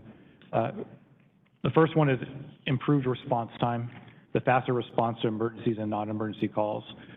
Through the years, there have been several changes in how we do our job, the way that policing is done, but our staffing levels have not. Deputies work in a safer and more controlled manner, emphasizing de-escalation, time, distance, and shielding. This drastically increases the number of deputies needed on calls for service. Last month, I went out with some of our deputies when they were responding to a specific call. Looking back on it as a call that when we were working patrol, it would have been handled by at most probably 4 or 5 deputies. It wasn't the safest way of doing things, but that's what we had. That's what we were taught, and that's how we operated. When I put myself on this call, which was a wanted person who was likely to be armed, I was the 18th person on this call. The reason for that is because we are using these principles. We're slowing things down. We're using resources such as the armored vehicles and the UAS and things like that that allow our deputies in the community to be safe. We need the additional numbers in order to do this safely. When we have that many deputies on one call, we aren't able to respond to any of these other calls. Quality of life, the positive impacts of community safety and livability, enhanced community policing, a better engagement and collaboration with the community, crime prevention and reduction, more resources dedicated to proactive crime prevention. All these are things that our deputies can do in their discretionary time, the time in which they're not on calls for service. Our current lack of staffing doesn't provide our deputies with that discretionary time. They don't have the opportunity to participate in these vital elements of policing. Since 2014, our deputy-initiated calls have dropped by 28.5%. In the past 5 years, traffic stops have decreased by 54%, and citations have dropped by 82%.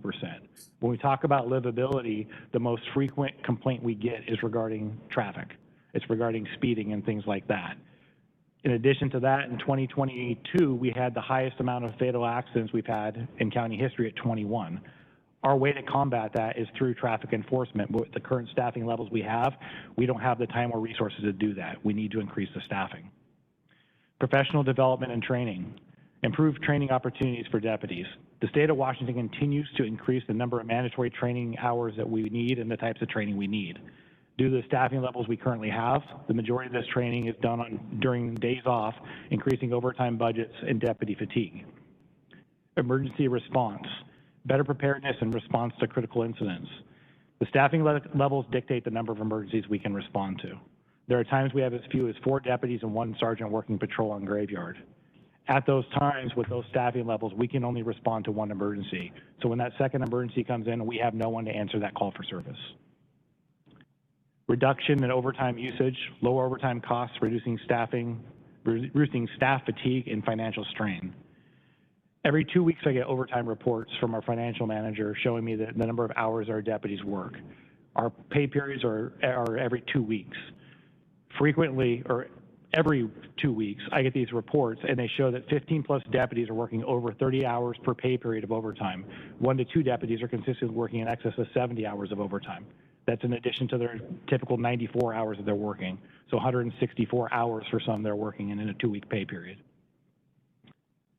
We're stretched too thin. In addition to those duties that they have, whether they're detectives or they're working patrol, there's a number of ancillary duties that they have to take, that they participate in, whether it be SWAT, our mobile response team, field training officers, UAS. Anytime we create new ways to do a better job of policing, that creates new ancillary duties that these deputies have to participate in training for. They have to, their response to call-outs, and just overall an increase in overtime. Our average deputy holds 2.3 additional hats in addition to their normal duties. And then, most importantly, increased officer safety and enhanced safety for our deputies through adequate staffing. Lastly, I'd like to speak to the topic that was brought up earlier regarding the vacancies. We have, for a very long time, been below our staffing levels of what we're budgeted for. For the longest time, a lot of that had to do with the pay. In 2023, we corrected the issues we had and got us up to par, up to standards as far as compensation. Since then, in 2023, our hirings doubled those of 2022. In 2024, we're on pace to be 3 times the numbers of 2022. So we have taken advantage of what you have provided us as far as the compensation to get our staffing up. When we spoke of the current 11 vacancies we have in the enforcement branch, 7 of those were the positions that you provided us that we are allowed to start hiring for on April 1st. And so 7 of those 11 vacancies we've only had for a few months. To reiterate, we are the bottom sheriff's office in the state, which happens to be the bottom state in the nation when it comes to law enforcement officers per capita. It is the people who are applying for the jobs right now in Washington aren't applying for them in the same manner that we did. When we applied to be law enforcement officers, it was a seller's market.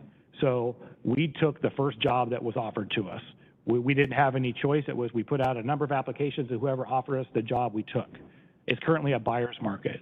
And so everyone who's applying for these jobs knows the agencies they're applying for. They know the staffing levels. They know the amount of cover that's available to them, and they know the amount of safety that's there for them and their families.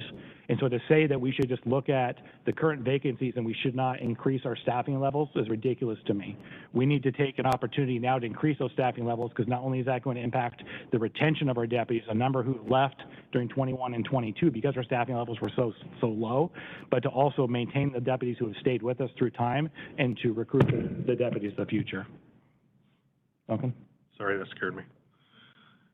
I'm Duncan Haas. I'm the Chief Civil Deputy for the Clark County Sheriff's Office. I've been with the Sheriff's Office for 32 years now. So I've seen this lack of staffing for about 32 years now.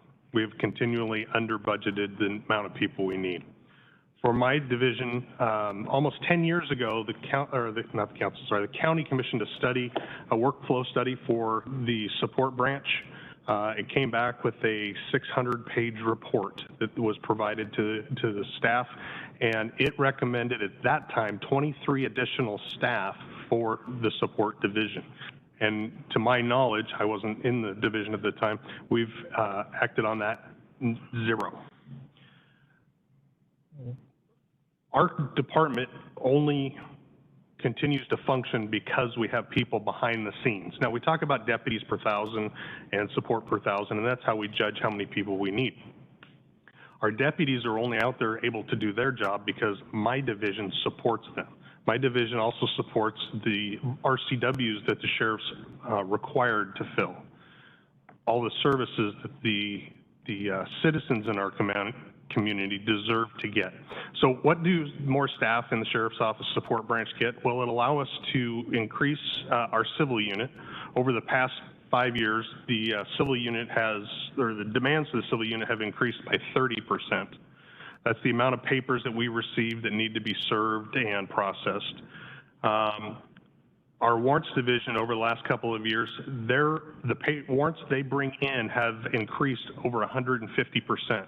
And now we're also providing extradition for wanted subjects that are throughout the county and the nation.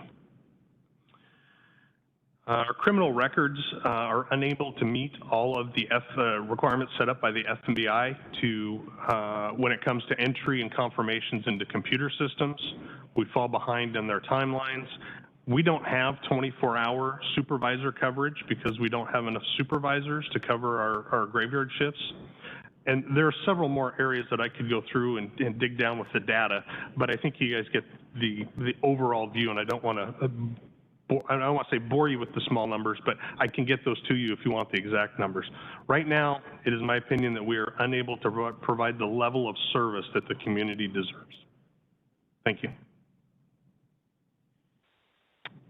So in a nutshell, we understand that you're here for several issues, and certainly they're all complicated. We're simply asking that you consider our proposal for increased staff for the Sheriff's Office because we do believe that it aligns with public interest and will help improve the overall safety of the community, the unincorporated areas of the community that we're responsible for. I'm here to let you know that the sheriff supports this proposal that I'm speaking to you about. We would encourage you to find a way somehow to include us in whatever measure goes before the voters, whatever you decide. We can't really speak to how to do it. We just would really ask that you consider us as well. Thank you. Okay, thank you for that. And I'm sorry that the sheriff is a little under the weather, but thank you for being online and listening. And did you want to chime in at all, John, and make any comments? I'll go real briefly. Can you hear me? Yes. Yes, we hear you. Thank you. I won't take a lot of time.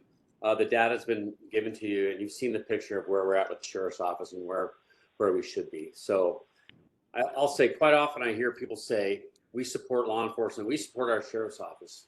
But I wonder, what does that really mean sometimes? Is it just a saying? I think today it should mean that our county is willing to try to find a solution to properly staff our Sheriff's Office and continue providing the unincorporated residents of Clark County exceptional service. I'm asking this for our community. I'm out there all the time. I'm asking this for our employees who are stretched thin, as you've heard. That you move forward today with some type of resolution that allows the voters to decide on the level of service that they desire. So, thank you. So before we go to questions, I just want to make this general comment. Now, I'm the longest sitting counselor here, and we should have had this discussion 6 years ago. We should have had this discussion 10 years ago. The prior sheriff had kept coming to us and throwing a budget request at us that we kind of just rolled our eyes back and said, geez, we can't afford that. But we never really took a serious look at what do we really need to do at a minimum as far as staffing. We've come a long way on retention bonuses, getting salaries to where they should be, and that's helped with recruiting. I'm proud to live here, and law enforcement is the glue that keeps society together. You can't ignore that. And it's embarrassing that we had the lowest staffing level in the state, and the state has the lowest staffing level in the country. How did we get here? So we should have been having this discussion, and, you know, it was tough when we had social unrest and the pandemic, and this notion of defunding the police, and let's control the police, let's take away their tools. You know, we went through a very bad time when it would have been really hard to go to the public and say, hey, we need a levy lift to build our sheriff's department because we're so far underwater at this point. So I'm hoping that we're beyond that. So I want to have a real serious discussion with the council that we have here today, because we're now confronted with, we have to react to what the city of Vancouver is doing, with all the impact it's going to have, some of them tangential to our own sheriff's office, but directly on our jail, on our PA, on our defense. And by the way, it's going to hit our clerk's office too as we get case numbers up. But we have to react to that, as if that passes and they build that force they're planning on building, and they should have it, we have to react to it on the impacts of things that we resource. And then the second, but directly related issue of what do we do about our own sheriff's office? How do we get that minimally to a better position? I want to be proud of our staffing levels. And, you know, as counselors, we get all the complaints. Despite the charter changes, we get all the complaints, whether it's loud mufflers, speeding, and obviously on our RTC, and the state's been paying attention nationally to the increased homicides on our roadway from substances, but mainly from speeding and reckless driving. We need a traffic division. And, you know, we get all the complaints here on the council. And of course, we then shift them over to the sheriff and say, hey, respond to this constituent. But it's our responsibility to fund you to build your capability so you can have a traffic division, so you can participate in all aspects of law enforcement in a robust way, and to increase your ability to recruit even more as soon as others start to see, hey, Clark County is the place to work. They support their law enforcement. So I want to see this make this happen. I'm hoping we have the political will in this council to put it to the voters, to let them decide. We need to build our sheriff's department as Vancouver builds their police department. So, and I see Mark's back in the room, and I think we were left to asking about different levy lists as we are shying away from both a public safety sales tax increase and a levy lift, if we could get some focus on a levy lift. But I think we need to talk about a levy lift, not only to react to Vancouver's initiative, but to rebuild or build our sheriff's department to where it should be. I mean, from traffic stops to probation searches to warrant service, you know, bread and butter law enforcement has been lacking because of staffing. And we need to correct that so everyone can feel more safe and secure throughout the community, throughout the county. So questions for the presenters? Karen, Michelle, Sue, Glenn, questions? Yes. Go ahead, Karen. I would like to know, I understand that some may feel that looking at those 13 currently funded positions is ridiculous, but I'm sorry, I don't find that as ridiculous. And so the thought that occurs to me is, what if we were to take $1 million off the top from whatever comes in, if it is to be the property tax levy lid lift, and add it for, say, another 7 positions, which would in fact bring it to 20 funded positions in the sheriff's office that were available to fill? Would that make some kind of sense in the overall plan? I know the request was for 40. I heard the chair talking about 20, and I'm inclined to think at this point in time in terms of the 20 as well. What are your thoughts on that? So I see the sheriff's raising his hand. I just want to clarify one thing I said. I was saying 20 deputies. I wasn't focusing on all the support staff that they were also needing behind them. So that was just a baseline starting point for me, was the 20 additional deputies plus whatever support staff would be needed to support them. But John, you had your hand up. You wanted to answer? I'm going to speak only because I can't see if they're still up there. If they are, they can answer these questions. The camera, I don't know if they went back to their seats or not. We're still here. There they are. So they can tell you how much, just on average with a car and firearms and the training of what an average deputy for a year is. So you can figure out some of that math on there just to answer that question quickly. Yeah, just to give you a general idea, for about every 5 deputies that you hire, by the time you train them, hire them, train them, equip them, add in body cameras, purchase a vehicle, you're looking at about $1 million. So it's about $250,000 per deputy. And then as time goes on, because you have startup costs, and of course there's different revenue sources for how you do that, how you buy a car, you've got to have ER&R to replace it down the road. So it's a lot more complicated than that, and certainly Mark could probably give you a greater breakdown, but our good rule of thumb is usually for every 5, about $1 million. If I could just address the original question for a minute. Yes, yeah, and it repeats every year. So it will slowly reduce as you take care of those startup costs, but then you've got ER&R on the equipment and the vehicles, and you've got to talk about the Axon contract. You have to make adjustments to that if you're purchasing more cameras. So it's quite complicated. So for the sake of keeping it simple, about $250,000 per deputy. And so if you look at adding 5 to the existing 13 vacancies, you'd be at what, 18? Well, we're already funded for the 13 vacancies, so you really are adding 5 additional deputies. And then if you look at, we've got 12 squads right now, so you wouldn't even be giving every squad a new deputy. And you certainly wouldn't have a traffic unit, and you wouldn't really be adding to your detective bureau because you couldn't do that with 5.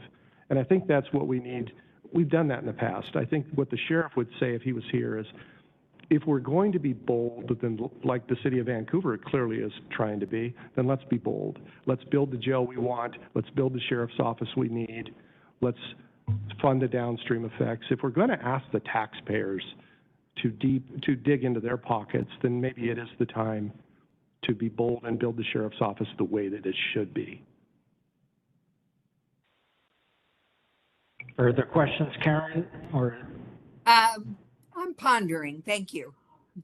okay, let me go to Councilor Marshall. Thank you. I would just agree with you related to traffic. I know I go to a number of neighborhood associations, and the sheriff is there, or one of the deputies is there, and most of the questions relate to traffic, so I can understand that need. And I don't think we've had a chance to look at the numbers and how this rolls out, so I would like to be able to see that. I'd be open to this, but one thing I've been wondering over the past week, and if the city of Vancouver wanted to be bold, it would have been great if they collaborated with us so that together we could be bold. But so we're in a reactionary mode on this. But I know, this may generate some scowls on your face, but I feel compelled to ask it. I know there's been coverage recently in both the Columbian and the Reflector just this morning related to crime rates and things like that, and that it's gone down. And so how do you reconcile that with what you're experiencing? I think a lot of the crime rates, that comes on what's reported. And so in 2022, we made some changes as far as what we're actually going to respond to. Because of the staffing was so low, there were calls that we're no longer going to respond to. And so I think we have conditioned a lot of our citizenry out there to not call unless it's something very major. And I think in addition to that, we've also increased the use of online reporting. And so I think a lot of citizens, when they call in to make a report of certain things, they're going to call and say, well, if I need to make an online report, it's not worth it. And so I think a lot of that just comes from under-reporting as far as what we're doing. And then there's also a lot of it that comes with, I don't know exactly where those numbers came from, but if we aren't out there doing our jobs as far as the nuts and bolts of police work and solving crimes before they happen and getting out there doing proactive policing, then that's going to lower the numbers and the stats that are out there because we aren't able to get out there and solve crimes that no one is reporting. Yeah. And I would add that when your call load goes up and you have so few deputies already, your proactive policing, your traffic stops, you're digging into why is this person where they're at? What are they doing? I should stop and talk to that individual. That goes down because deputies realize I can't get tied up in this right now. I can't get a DUI right now. I'm the only free car. And that's a real experience for deputies, especially at night. Or if you happen to be the deputy that works in a rural area, your backup could be 30 to 40 minutes away. How excited are you going to be to do that traffic stop if you know that you have no help?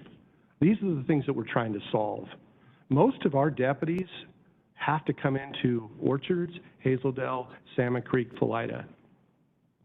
In that, I did not mention Amboy, Yacolt, East Washougal, Camas, the unincorporated areas, Battleground, the unincorporated areas. Think about those citizens that are not getting the services that they need because we are so few. These are the things that we would like to address. Historically, we have been unable to. I'm not here to say it's anyone's fault. I'm simply saying this is an opportunity. If we're going to have a conversation about all of the county needs, this is a reasonable conversation to have as well. And if I could, regarding the traffic complaints, currently we have 3 traffic detectives assigned to our traffic unit. They have 24 cases that are backlogged, and that's after we triage and change the type of traffic collisions that we're responding to. And so those are vehicular homicides, vehicular assaults, and felony level traffic collisions. With the added bodies, we would be increasing our traffic unit to 8 deputies. And so rather than having 3 deputies that work a 4-on, 3-off schedule, so we'd actually be able to have people out there doing proactive traffic enforcement and responding to collisions and things like that would take our resources and allow them to address the community's concerns. Great, thank you for that. And, you know, just listening to all of this, it seems to me structurally annexation is problematic in that the city of Vancouver isn't annexing areas to come into the city that they may be more able to cover some of those urban needs. So I think in the long run, that's something for us to look at as well. But thank you for further explaining, you know, the messaging that can get lost. Sure. Okay. I just want to expand on just what you said, because I think the general public doesn't recognize this as far as traffic enforcement. And I know there's challenges in the PA's office with charging and defending subsequent searches. And you get into this euphemism of pretext stops and disproportionate impact on certain minority groups. But the reality of traffic divisions is this. You make a stop for expired registration. You find the car stolen. You find 2 of the occupants had warrants for their arrest. You find that they had stolen weapons. You find a kilo of methamphetamine or fentanyl. You know, traffic enforcement leads to really tamping down criminality. And those departments, and I'm not just in Clark County, this is kind of nationally, those departments that have main thoroughfares through their cities or towns or counties stop a lot of crime through traffic enforcement, other than just speeding, things that you're thinking are normally going to happen.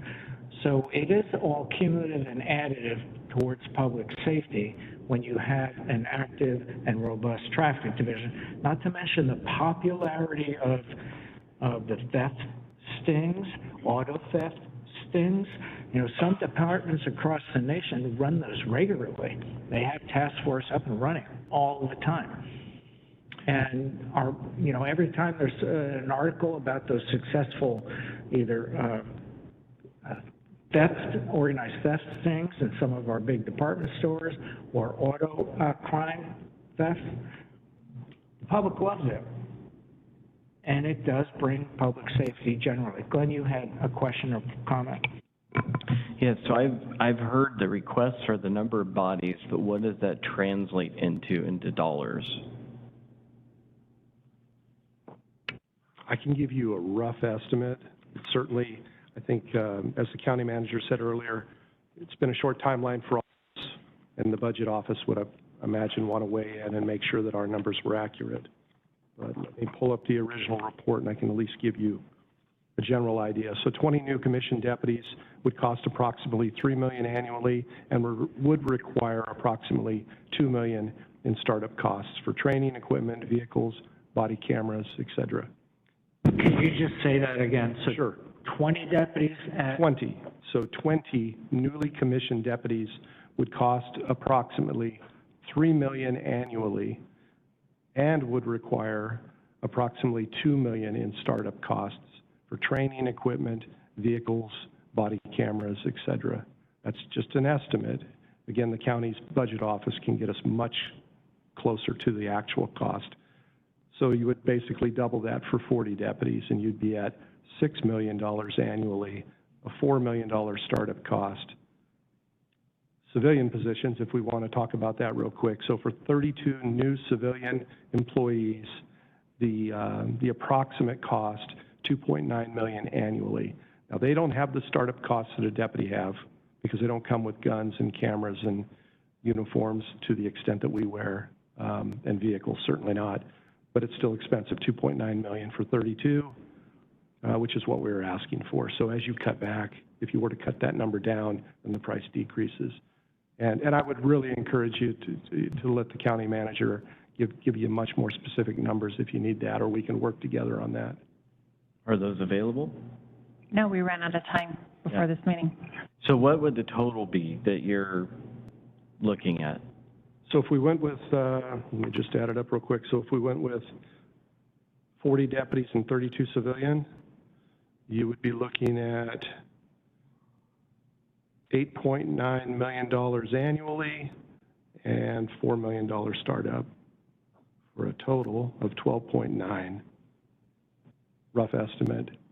And that changes based on, obviously, contracts and what the cost of vehicles are, but at least get you close. Okay, and then maybe we'll wait until later, but I would like to know, because this jail and everything, so there's going to be admin costs that need to be added to that. So I don't know if we want to bring Mark back up later. I don't think we're quite finished yet, but I will say, very compelling argument. And I think I said this last week, but I go from neighborhood meeting to neighborhood meeting, and it is consistent conversation. We don't even bother call. You know, that is very, very real.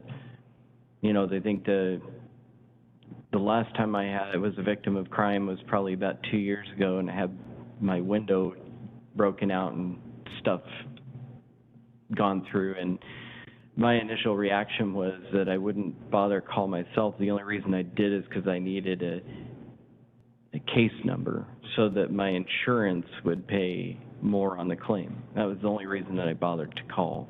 And that's a sad reality, it really is. So, you know, I think I'm definitely supportive of giving you guys a boost. I don't know exactly what that looks like. I don't know what the dollar amount is at this point.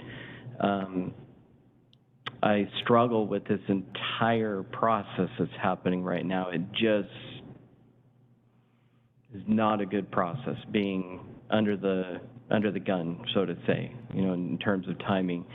But you know, the other question comes, I don't know what the other counselors feel in terms of whether they're supportive of moving forward. It means additional taxes, and that's a hard thing. So let's focus the discussion, and I see the sheriff raising his hand again, so before we Sure, can I focus the discussion, John, go ahead. Chair, can I ask a clarifying question and then make a suggestion? Earlier, your discussion was, and I think the two topics need to relate to each other because it's two ballot measures and it's going to the people. And I think they are intertwined because you're asking the people for raising taxes on public safety, either whether it's to cover the city or to help the sheriff's office. Is there a way, if I understood it, you didn't decide yet on what percentage yet to do the levy lift? You were going to continue that conversation. Is that correct? So let me kind of go off in a different direction. Let me just quiz the council right now with thumbs up. I kind of started the conversation with, you have my full support, whether it looks at 20 deputies or 40 deputies or 32 civilians or some other number in between. I want to first know, what does the council support? Do you support right now? Because we're going to have to dig in and make some traction and make some decisions, like right now, on what we move forward on and ask Mark Gasaway about as far as what a levy lift looks like. Is there support to rebuild the sheriff's office to get it closer to where it should be, deputy-wise and support staff-wise? Can I just have a thumbs up? Do you want to address this now, or are you against touching this topic? And Chair Mevigi, Councilor Bowerman had an issue with her Wi-Fi, so she's going to be calling in just a minute. So you won't see her on the picture, but we'll get her on. Okay, thanks for that. So just on the dais right now, are you interested in having this discussion, Sue and Glenn, about getting the sheriff's more resourcing? Yes.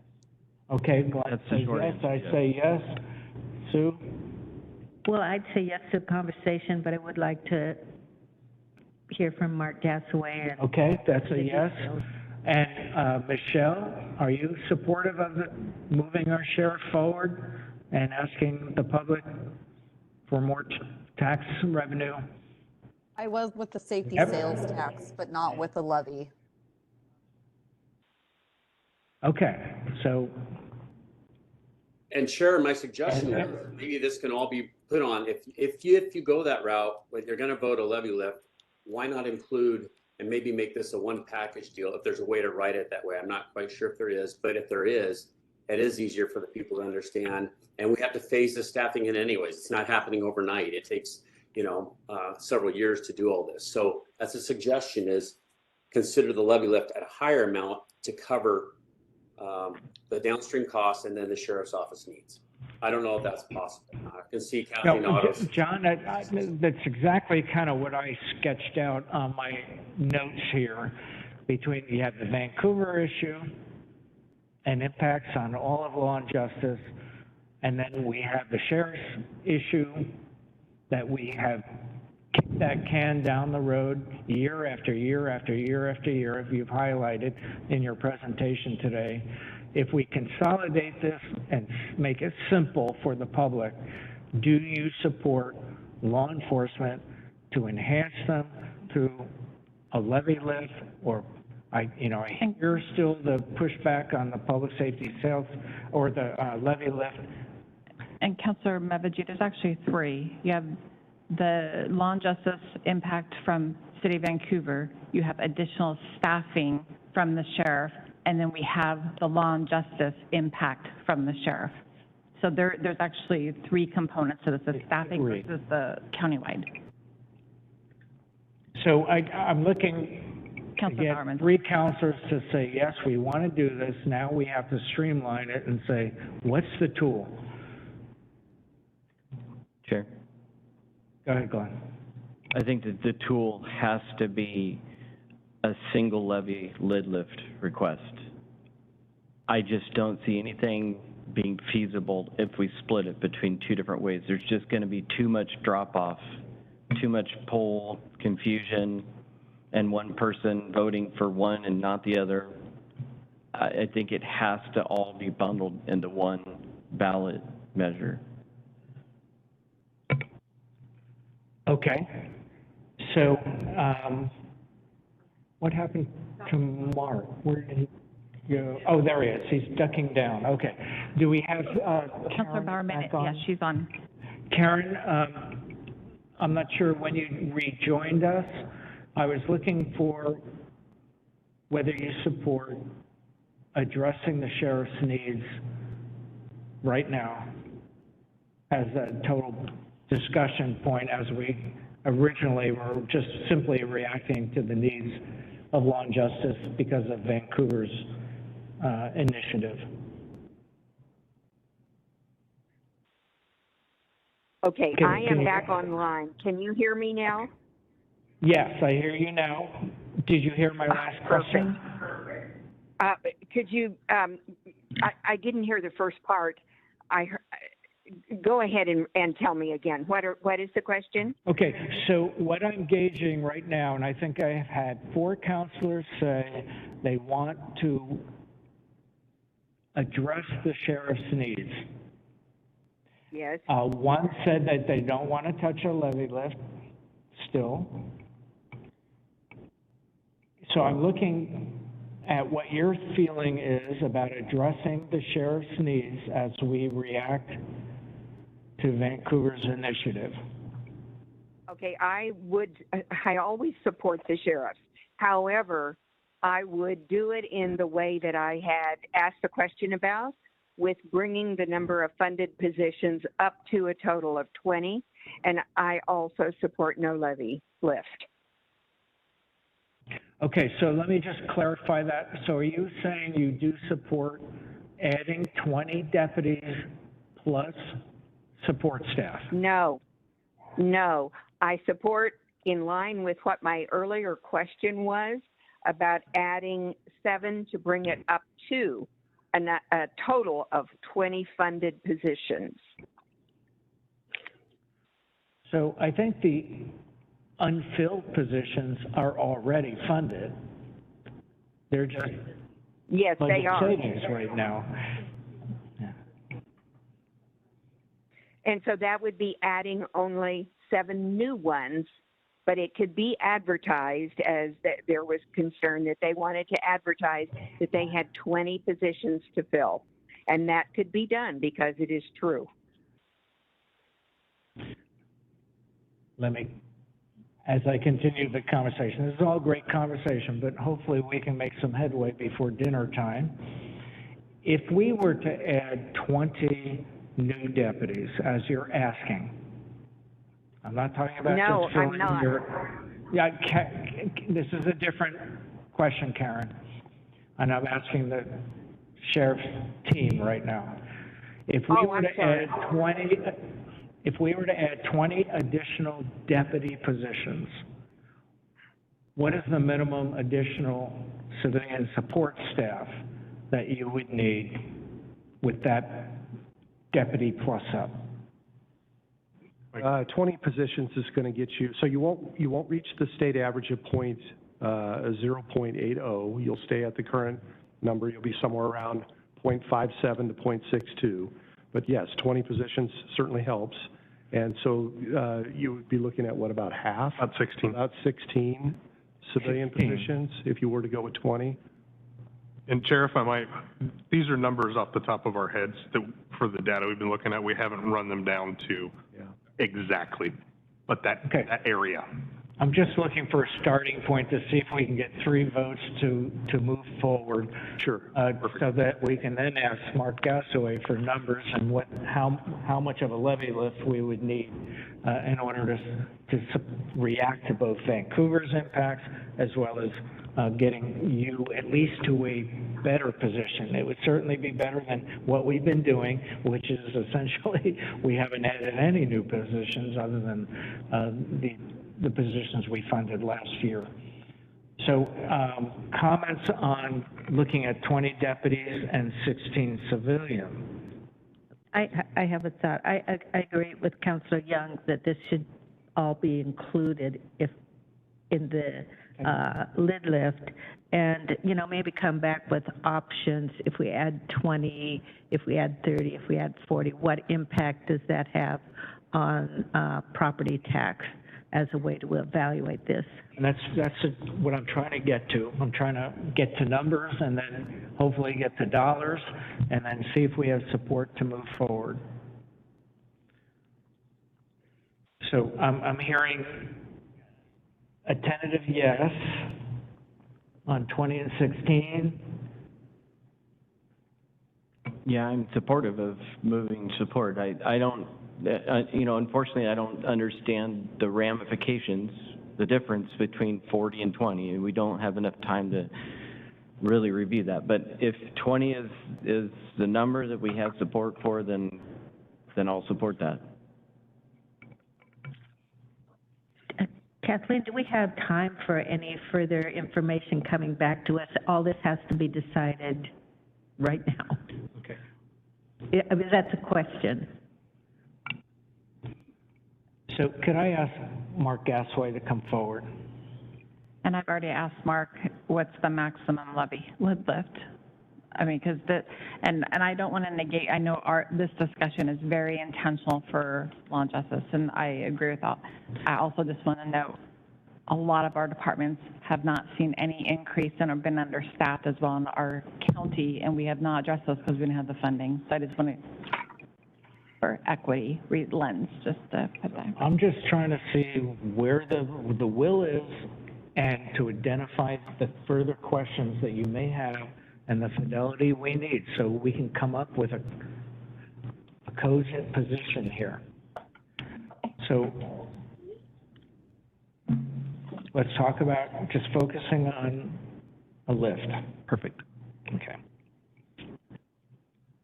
Council Marshall had suggested 12 cents. What does that look like? A 12-cent levy lid lift would generate about $12,600,000.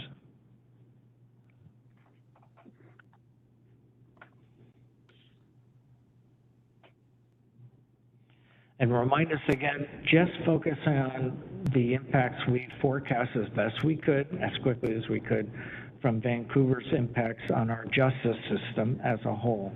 What number are we looking at trying to make up for our law and justice resourcing? So that amount of revenue is about a 14% increase of the law and justice impacted regional services. And the midpoint was 15.2 million for just the city of Vancouver. Right. So it's an estimation. How much impact are they going to have? We have to guess. We don't know. Somewhere between 10 and 20%. So the 12.6 puts you at 14%. So it's kind of in the middle of where we think it's going to land. And that wouldn't cover any increase for our own sheriff's department? No, that's just the impact of Vancouver. It would need to be scalable. So if Vancouver adds 80 officers, the sheriff adds 20, then we need to look at the impact increasing another 20%. Yeah. And you're saying somewhat in the middle, obviously, whatever we land on, if we're able to land on something, we're going to have to convince the public and justify the numbers for what we're asking for.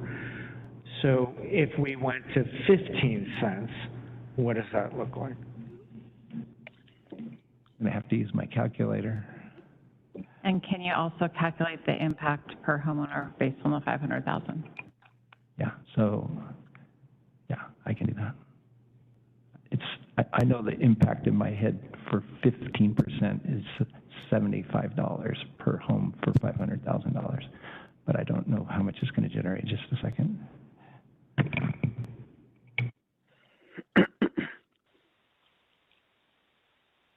So that it would generate $15,750,000 of 15%.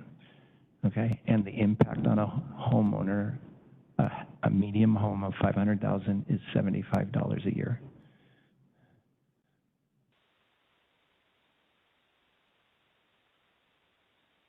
Okay, reaction, comments by council. What direction do you want to head? What I would like to see is the impacts of the city measured, 20 additional, along with the support staff for CCSO, and then adding in the addition of the support, the structure behind that. What would that total be? And then what, what levy rate, how many cents would it have to be? And then what is the impact on that? You want me to do it right now? It's going to take, this is a math problem. I'm not good at math, so you know. So we're kind of getting back to what Councilor Marshall is asking. And at some point, I mean, we're still not even halfway through our agenda yet, although I think this is the most time-consuming and hard part of it. Are we able to come back with a little bit more energy and a little bit more specificity on, if we want to solve the whole problem, putting it before the public in a single measure, which I'm guessing is a levy lift, and I know that there are two councilors that don't support that. Can we come back, have a special hearing?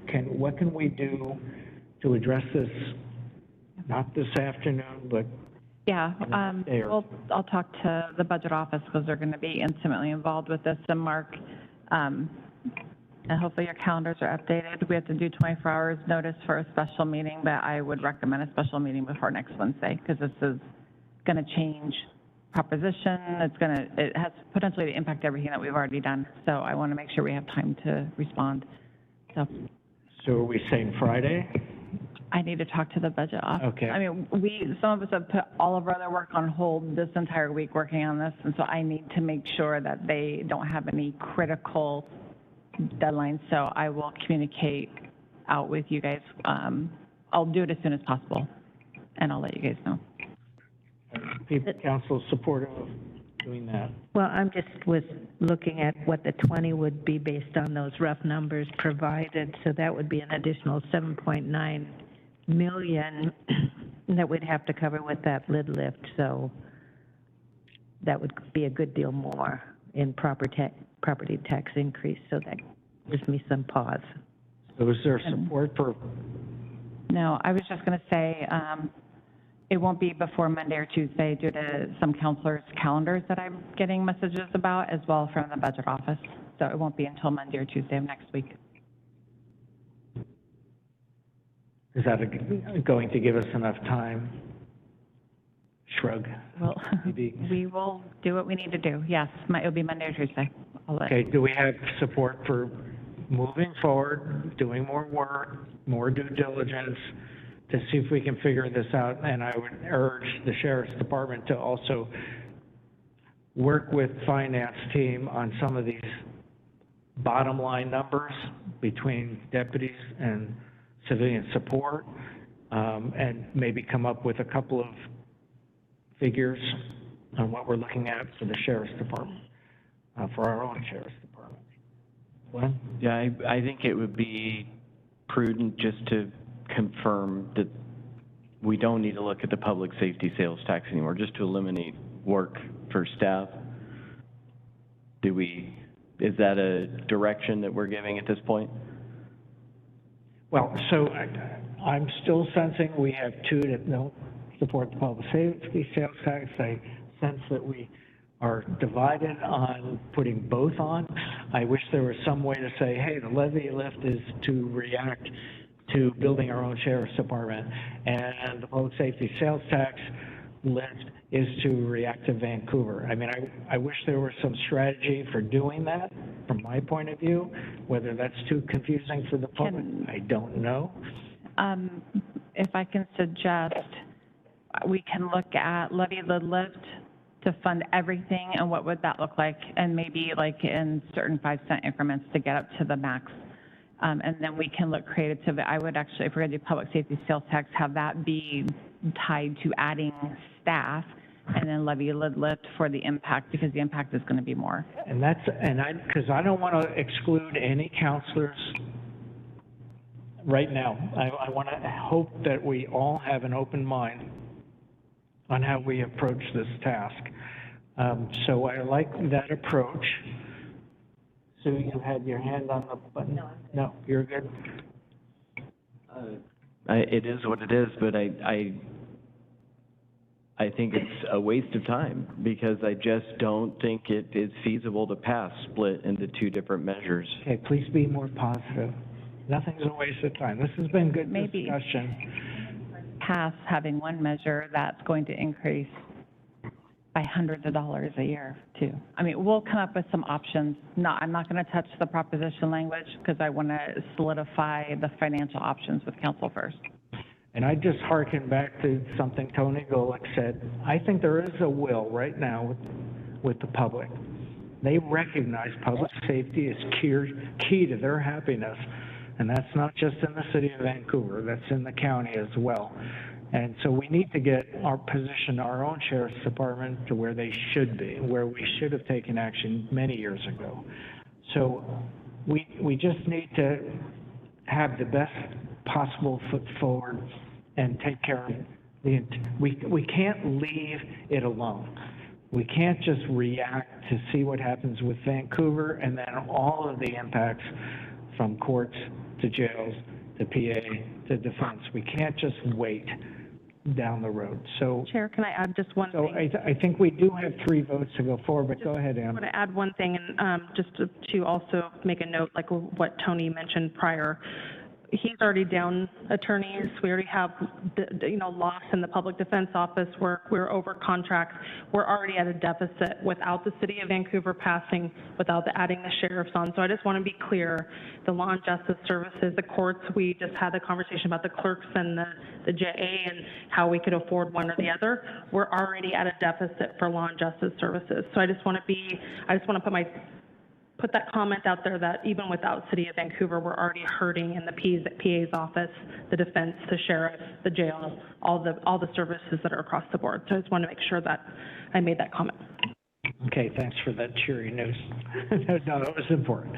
So are we good to move forward then, Kathleen? Yes, we'll have a meeting Monday or Tuesday. I'll let you know. We'll get it figured out by tomorrow morning. What day? Yes, please, come on. Come to the mic. Wait, come to the mic, come to the mic.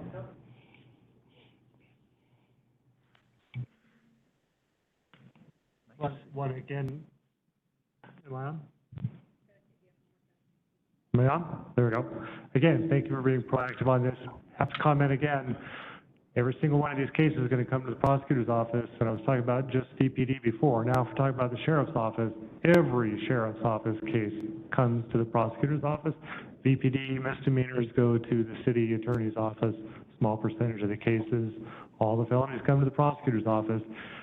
I agree with all of the comments that came from the sheriff's office. I've been the prosecutor since 2011. been my 14th year. I've seen it over and over and over where Sheriff Lucas, Sheriff Atkins, Sheriff Horch have been saying the same thing, that the sheriff's office doesn't have the correct percentage, statewide, nationally. So we're well aware of that. I agree with that. I really agree with Chief Ketzel's comments about how law enforcement has to react now to situations and the fact that they have to have more deputies. VPD has to have more officers for a particular call, and that's good. Those are good things. But you don't just increase the sheriff's office. I think it's great that the sheriff put this on today. I understand that they're looking out for their department and they put that on today. Don't just look at the sheriff's office. I agree with their comments. I agree we need to increase the sheriff's office. But if we just increase law enforcement and not the prosecutor's office, indigent defense, courts, jail, I've been in that situation at some different times in the past where law enforcement will get up on the prosecutor's office and have law enforcement officers, they're just really angry at deputy prosecutors because deputy prosecutors have too many cases, and you can't get out of balance like that. And I know the sheriff agrees with that you've got to have prosecutors there to charge those cases. If we just have a bunch of cops out there making arrests and not prosecutors to charge those cases, we haven't accomplished anything. So just, I know you're looking at those downstream effects, but I do have to highlight that if you start looking specifically at the sheriff's office, every one of those cases, every one of them, misdemeanors and felonies, they all come to the prosecutor's office. So just, you know, make sure that we're doing it holistically. Just had to put that 2 cents in since we're talking about the sheriff's office. And Indigent Defense isn't here to comment. I know they say the same thing, and they'd be correct. Superior Court would be saying the same thing, although we did just add a Superior Court judge, so we're probably up already there. Thank you. Okay, thank you. So I think we'll see where this lands, and hopefully we can do some good work. And obviously, it's going to be up to the voters to decide ultimately what they're willing to support. Okay, anything further on this topic? Otherwise, we'll move to 4.4, Ordinance 2024-0306. I think this is a simple one for council. So when our ordinances are adopted, they're sent to Code Publishing, who actually manages all of the code laws within the state. They came back with 2 suggested edits on here, which do not, in my opinion, change the intention. I think it's just written better.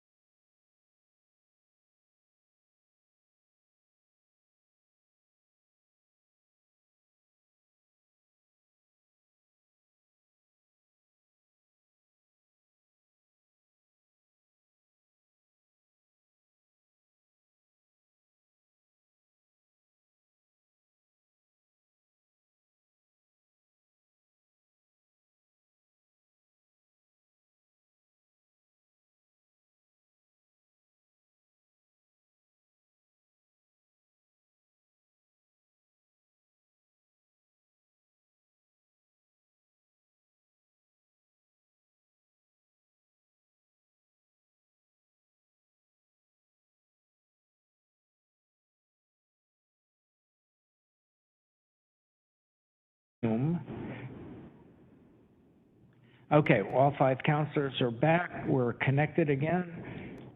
And we were talking about what I see are 2 minor word changes on the ordinance. So council can decide to accept the minor changes, and we can get this back to Code Publishing, or you can conduct another public hearing if you think that's warranted. I'm fine with these changes. Yeah, I don't think it's necessary to go to public hearing. Karen, Michelle, any objection? I also support these minor changes, just And what are the changes, please? It's just wording changes. So mid-sentence it says, so well, I'll just read it. Property owners shall have the right to make alterations on their property, including but not limited to removing or trimming trees, shrubs, or other fixtures to allow ease of access for emergency services response, as well as, and then it would say mitigating hazards versus mitigate hazards, which is not good English. And then at the end, it says, this section does not supersede any code language restricting alterations on, and prior it said personal property. Instead of personal property, it would be changed to private property. Yes, I support that. I support that as well. Thank you. Okay, so I think we're good on 4.4. So going on to 4.5, Larch Corrections Task Force Community Member. Good afternoon, Council. For the record, this is Jordan Bogey, Policy Analyst. As you recall, as part of the last operating budget from the state legislature, they created a task force to try to figure out what to do with the former Larch Correctional Facility. As part of that authorizing legislation, it mandates that the county council select a resident who lives near the Larch facility to be a member of that task force, in addition to Councilor Marshall, who the council has already selected. And so we received 5 applications, 5 letters of interest from community members who live near the facility, and those were sent to council last week. And so now would look to have the council select the member that they would like to be on that task force. And so I don't know if it would be helpful for me to do a brief summary of the folks that applied again. Maybe. So when Jordan and I first talked about that, said, just let the county manager decide. And this is an unusual committee, not one governed specifically by an ordinance. But has everyone had the opportunity to look at the 5 names and background? Yes. Yes. Does anyone have a nomination they'd like to make publicly at this point? I'd like to nominate Sean Filiponis because, well, I won't go into why. I'll just nominate him. Okay, I'll second that. Okay, so other nominations, or do we want to just go to discuss the one? She was one of the 2 that I thought would be very good. It was also Bryce Shirley, who is the chief of EMS district, or North Country EMS, and lives in the area and has worked as emergency responder for, over 10 years. Would also be good, but either one would be fine with me. Okay, so we have a second on Sean. I don't know how to, Filiponis? Is that how you pronounce it? I'm not sure, but we'll find that out if we move forward. Okay, further discussion, or are you ready to vote? Okay, hearing none, all those in favor of having Sean as the local resident member of this committee, say aye. Aye. Aye. Any opposed? Hearing none, the motion carries. 4.6, charter amendments for and against statements. Yes, and Rebecca, I just sent this to you. So we, council has to, the legislative body, so the council needs to select for and against who's going to write those, and you can have up to 3 per side or for the for and 3 for against, and we need them for the sheriff's salary, redistricting, and the initiative. I did submit the names in front of you are the names that have been sent forward for people who are interested in drafting those. Right, and just to make it clear, it would be a committee of people for and a committee against, and that committee for each side could have up to 3 people on it. So it's not, in other words, it's not 3 statements for, 3 statements against. They collectively would do one together. Because in the voter's pamphlet, you only get to read one for statement and one against statement. So, yeah, so you can have up to 3 people writing the one statement on either side. So the names are in front of you, and again, this is the council's decision by statute. I did mark on there too what the preference was, if they had a preference when they emailed us. So Ann Rivers just said 4. Stephen Willie against statements for initiative or redistricting. Rob Anderson against for the initiative. Margaret Tweet for all 3. Mayor Ann for that were put forward by Greg Kimsey, including the initiative, and then Councilor Bowerman is on there for 4 as well. And that's for the initiative.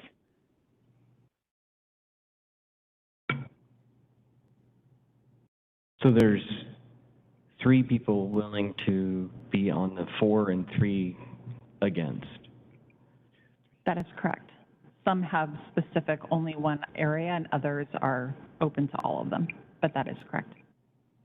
Will we do additional recruiting because it looks like there's only Margaret Tweet on the against for the sheriff's salary? I don't think so. If you want additional ones, we can appoint. We don't have enough time to do another full recruitment for this. And just to make it clear, you don't have to have 3 on the committee, that you can just, the total amount you can have is 3. Thanks, that's helpful. So how was the announcement put out? We had a press release.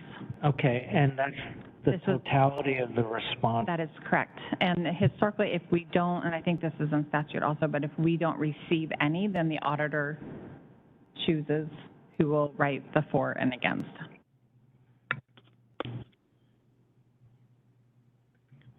So if we selected all 6, would that cover everything? Or would we still be missing? Well, so in past, we don't have many examples of it. In the past, there have been pamphlets that come out where there wasn't an against statement or there wasn't a for statement. I mean, it does happen.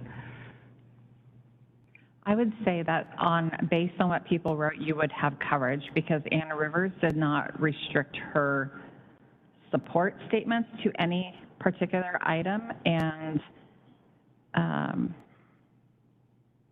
I think the against, well, I don't know if we have them. Oh, Margaret Tweet has against for all 3.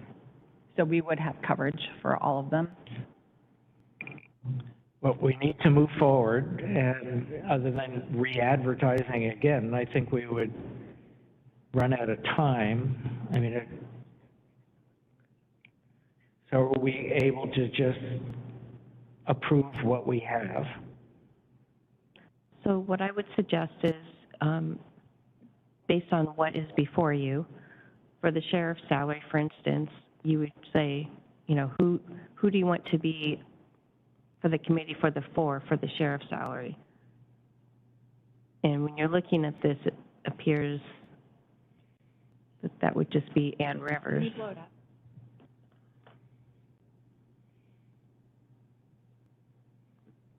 Can you make it bigger?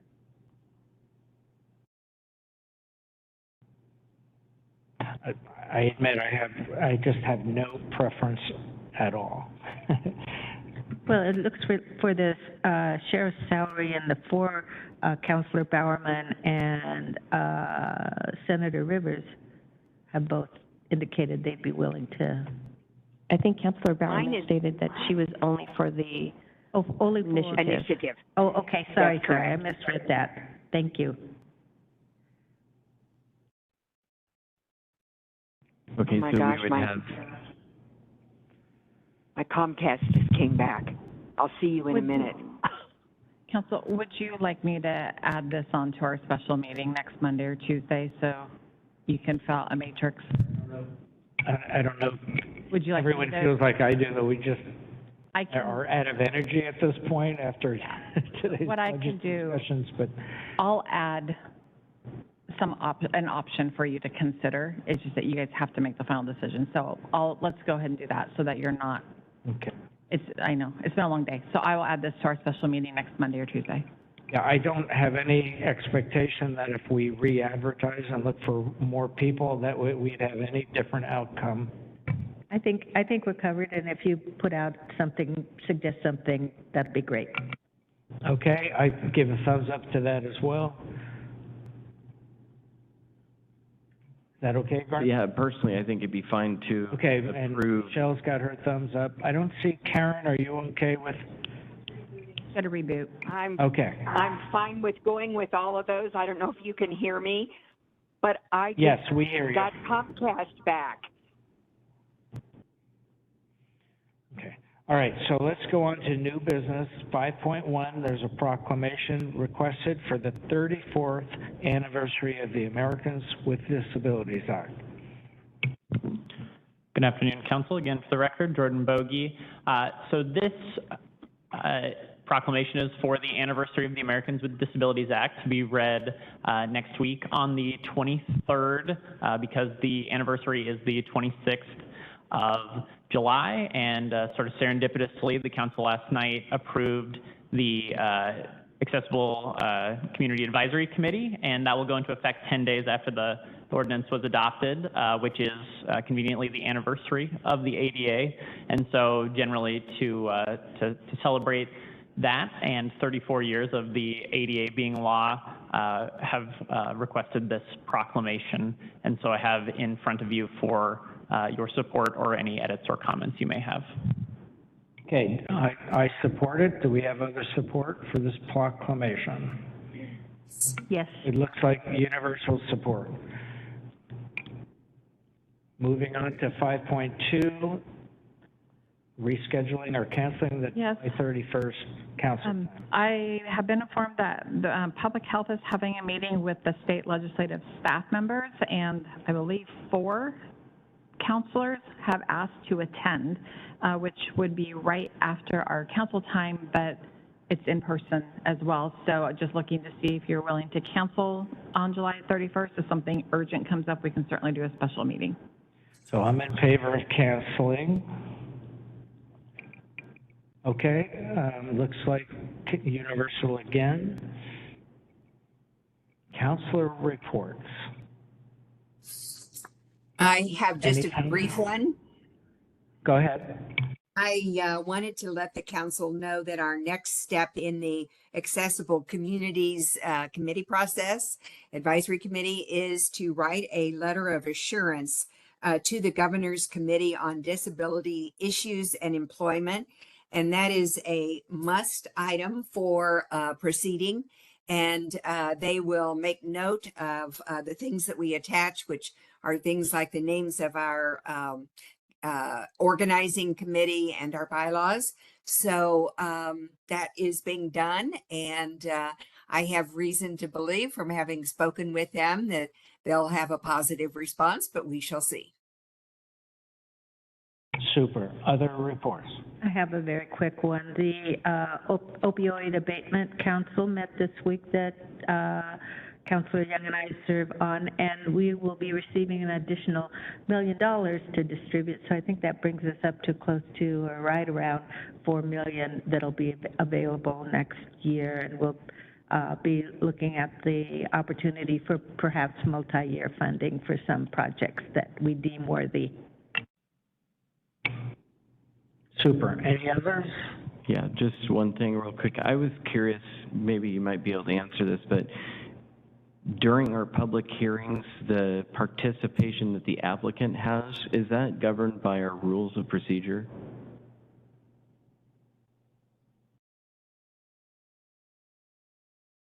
I'm not sure what you're asking. Okay, well, I was just yesterday during our public hearing, it seemed strange to me that the applicant is constrained to 3 minutes, and I was curious where that process is determined. I don't think, though, that process was driven by the applicant. That was the request of council. In our rules of procedure, or? just yesterday? For yesterday. That was Okay. a council. So we don't typically do that? I think we have on, like, if, I would have to go back and look, but I believe in the past, if there was something that was applicant-driven, they were provided some time, but I would have to go back and look. And Okay. I don't think it's in the rules of procedure, but I'll have to. It just seems odd to me that the applicant would be restricted to that. It seems like they should have the ability to give a full presentation, not just yesterday's, but just in general. Yeah, so the rules allow to adopt anything you want. No one raised it, even the applicant didn't raise, hey, I need 10 minutes, I need 15 minutes to do a presentation. So we just kind of reverted back to the normal comment time. But we can do anything we want to couch that in a fair and equitable way by agreement of the council. Okay, so we still have 40 minutes of executive session. So any other council reports? Hearing none, work session requests. None. Thank you. Policy updates, make it quick. It's very brief. Just to follow up on Councilor Bowerman's report, that letter of assurance should be coming forward to you next week for review. And then I also just wanted to let you know, I got a message from WASAC. They're following this issue, and we'll keep you up to date if anything else comes of it. But the state has suspended intake into juvenile rehab facilities because of overcrowding. They just don't have the space at the state level. I haven't heard directly of impacts to the county, but I just wanted to pass that along as a policy area of interest for you.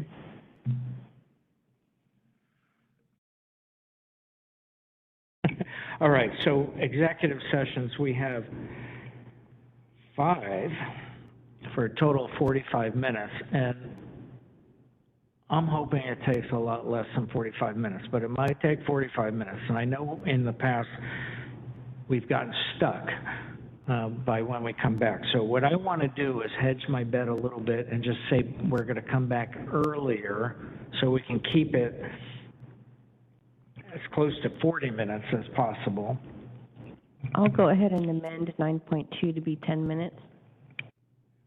So our 9.1 RCW 42.30.110 paren 1 paren G with possible after action. We have 9.2, 9.3, 9.4, all under the same RCW.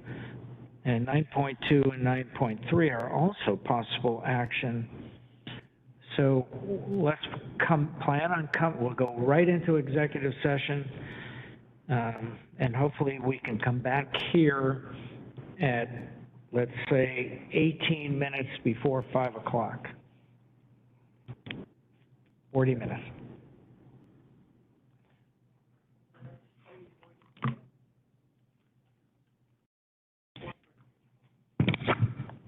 Okay, Ricard. Okay, we've held our executive sessions with our lawyers, and I believe there are several motions. I'll turn to Council Marshall for the first. Yes, thank you. I would like to move that we interview 3 individuals who've applied to serve on the Columbia River Gorge Commission. They are Richard Whitman, Nathaniel Reynolds, and Hannah Schrager. I'll second. Further discussion?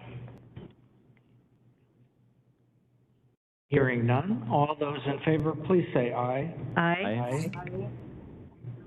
Any opposed? Hearing none, the motion carries. Thank you. Councilor Marshall, you had one other motion? Yes, thank you. I move to accept the settlement in the Kroger opioid case and authorize the county manager to sign the necessary documents. Second. Okay, we have a second. Any further discussion? All those in favor, please say aye. Aye. Aye. Any opposed? Hearing none, and once again, it sounds unanimous, the motion carries.